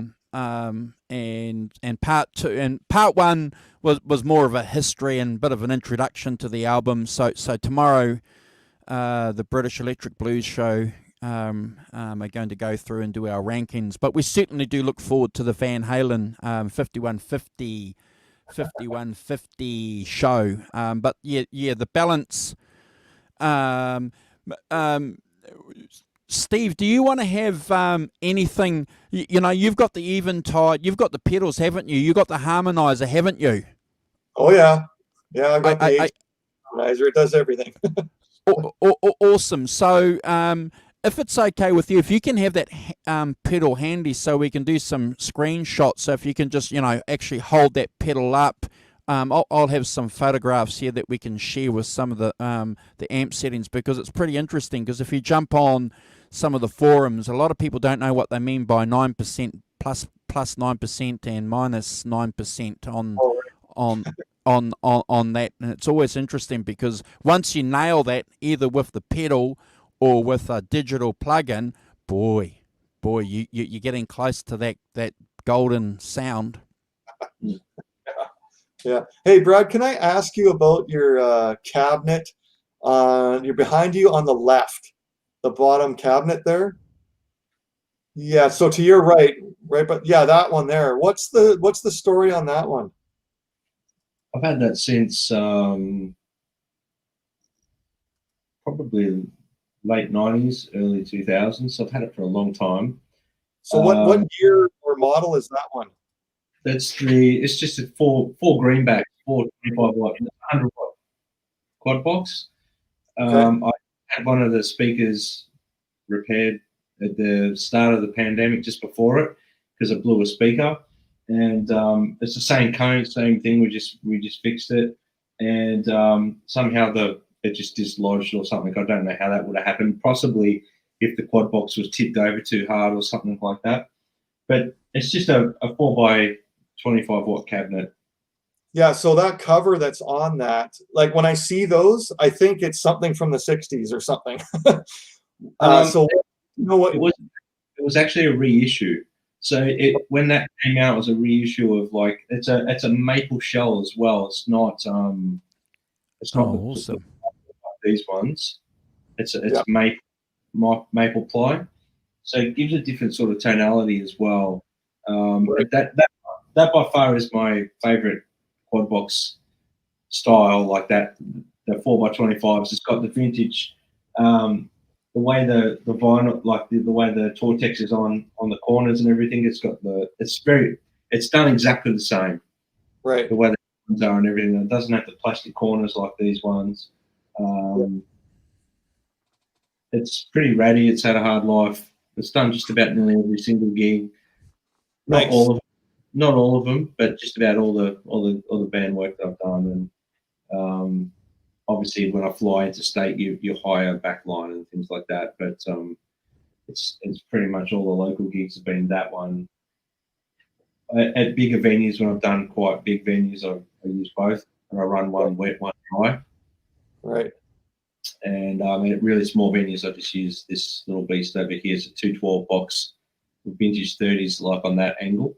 So they're side by side there, like that. Right, So right. Yeah, I can cover most bases with it, so it's pretty cool. Yeah, I like those Marshall cabinets that have that older look to them. Yeah. Yeah, well, naturally I was going to buy one or two more, but I mean, over the years I sold gear, and I sold my 5150 and all sorts of things. Like, I just got rid of stuff that I wasn't using, because I mean, I just, less is more sometimes. You just have what works for you, and then the rest of it, well, someone else is going to use it, rather than it sit and collect dust. So unless it's valuable or sentimental to me, I've kept them, but the rest of the stuff that wasn't, I've just sort of offloaded a little bit. Right. It's yeah. And that Marshall head there, if you watch I've actually done, that's been rebuilt basically, like from ground up. So the guy here in Melbourne is an amp builder called Tone Revival Engineering. His name's Warren. He's worked quite extensively on that head for me, and we've gone chasing different tones. We've gone chasing. He basically spent a bit of time doing the rebuild, and then I had to go in and we did tweaks a week or two. I just I call it the monster. It's you can play it a small like small gig, low volume, and it still sounds massive. What's the wattage on that one? On that head? Well, they're 100 watts, but it's got a low and a high output. It doesn't actually. It's not like a 50, 100 watt switch, but it does lower the output, so you can drive it harder. But I still just leave it on the high output, and I just leave it turned down a bit. I mean, I jam with that head in my bedroom here. I record with it into that box over here on my EP. That was my setup, because to really get the quad box sounding good, you got to play a bit louder. But a 212 box under a 100 watt head, it sounds great, you know. So I think, I mean, I'm a big advocate for make what you've got work for you rather than spend. I mean, I'm not made of money, so if I was made of money, I'd have tons of amps, tons of and stuff like that. But at the end of the day, I've got some beautiful gear, and I'm really grateful for the stuff I've got. Like, and I really, you know, it's kind of like that whole thing of you go through tone chasing. It's never going to stop. I'm always going to be chasing something. As guitarists, we all do that. Ed was big at doing that. You know, he chased tone all the time. And that's one of those things that. But there's staple things that I use, and I always go back to a guitar and an amp sound, and everything else is color. You know, even like the delays and everything go through the loop. So it's not in. So yeah. But yeah, no, thanks for asking anyway. Yeah, but it's I always see it behind me. I want to talk about it, but we're going to go through these songs. Yeah, we always thought that it was a still that he had that he had some taps apparently off those heads. Who was that? Warren H in the chat said those must be something, refrigerators or something. But no, good to know that they're actually cabinets and amplifiers. Because of COVID-19, they're restricted to bedroom use at the moment, but they're pretty much stage gear. Right. Yep. Awesome. Yep. I've got recording gear, and I use it for recording, but right on. All right, guys. So we've been on here for 3 hours, so we'll catch up tomorrow, Brad, with Simon, and anytime you want to join that show, Steve, give us a yell. But we certainly do appreciate the fact that that you give us a fortnight's to go over Van Halen. We appreciate that. We appreciate it. And I'm just going to give you guys the final word before we go, and look forward to catching up with you guys next time. Right. So are we gonna stay on, or we just this is the end? Like are we gonna go like off of live and hang out for a second, or are we just no we're gonna just say goodbye. There might be something that you want to say to anyone in the chat. Got to, it's always good to be polite, but we'll say goodbye off here. Oh, great. I actually had an unboxing the other day. I don't mind showing. Oh, really? Yeah. Oh, yeah. Oh, wow. Okay. What's he got? What's he got? Yeah, thanks, Arvin. Thanks, Nelson. No, hang around. We got an unboxing. Yeah, guys. So, as you know, I collect vinyl from not just North America, but around the world. So this one here, this is 5150. And if you ever get vinyl from Japan, this is called an obi. It's like a piece of cardboard that they sort of wrap around the side of an album. So it just as a collector's piece, kind of cool. It says they've got the VH and the rings and the 5150 and a bunch of things written in Japanese. I guess that's Van Halen in Japanese. So yeah, it's just a record collecting thing that the Japanese sets of albums always have this thing they call an OBI. I have to look up what that means exactly, but yeah, I'll be showing these as they come in. So this is obviously 5150. So happy to have the Japanese version of this. So yeah, pretty cool. Just because not a lot of people that, as far as Japanese vinyl, you wouldn't normally see this piece of cardboard they put on the edge for Canadian or US versions. It's just a collector's thing. They don't do this really anywhere else in the world. It's pretty much just in Japan. Yep. So yeah, I that's just want correct. to yeah. That's correct. Carl, one of my friends, Steve, he collects records as well, and some of the Rolling Stones records have that that strip that you're talking about on it too. I'm jealous. Yeah. It's one of my favorite Van Halen records. So Is that it's one of the ones I want to get them all on vinyl, but that would be one. Me too. Yeah. So that unboxing was a few days ago, and I have another one. I'll show you. I've got OU812 on vinyl, and I've got 5150 on vinyl. I had all the others on vinyl, but I don't have them anymore. But I'm like you, I'm going to slowly get them back.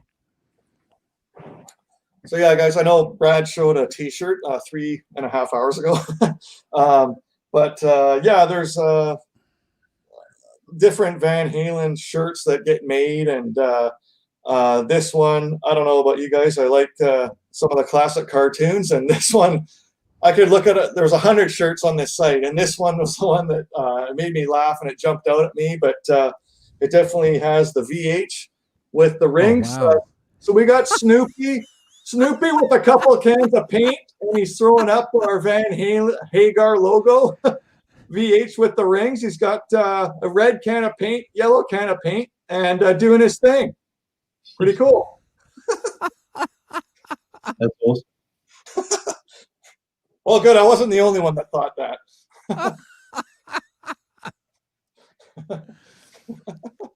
Oh my gosh.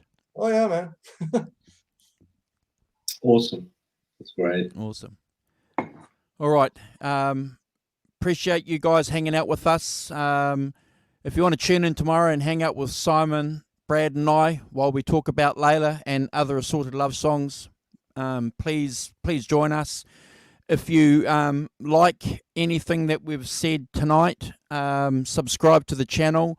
Check out the Rummeister's channel. He pops over there every now and again. Brad, check out Brad's channel. There it is there. If you guys haven't already checked out Brad, and that will take you to all his social media accounts. He would appreciate any support you can give him as well. We look forward to. A couple of weeks ago, I started a new Facebook group. It's just called Van Hagar. Where search Van Hagar. Yeah, I just put up stuff related to the Van Hagar years, pretty much. Yeah, that was sort of my dedication to the loss of Eddie we've had. So I put up stuff about my favorite era of the band, which we'll be getting to next in a fortnight. Yeah. And I forgot to mention too that besides streaming on YouTube, we were streaming on the Van Halen with Sammyhagar Facebook group too, which has got about 950 subscribers. So we're doing pretty well there as well.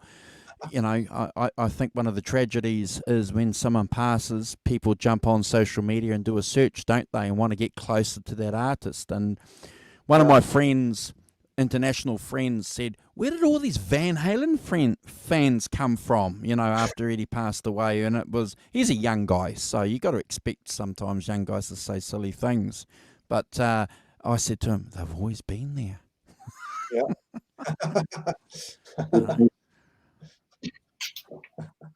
Yep. Okay. All right. Thanks, guys. All right. Thank you.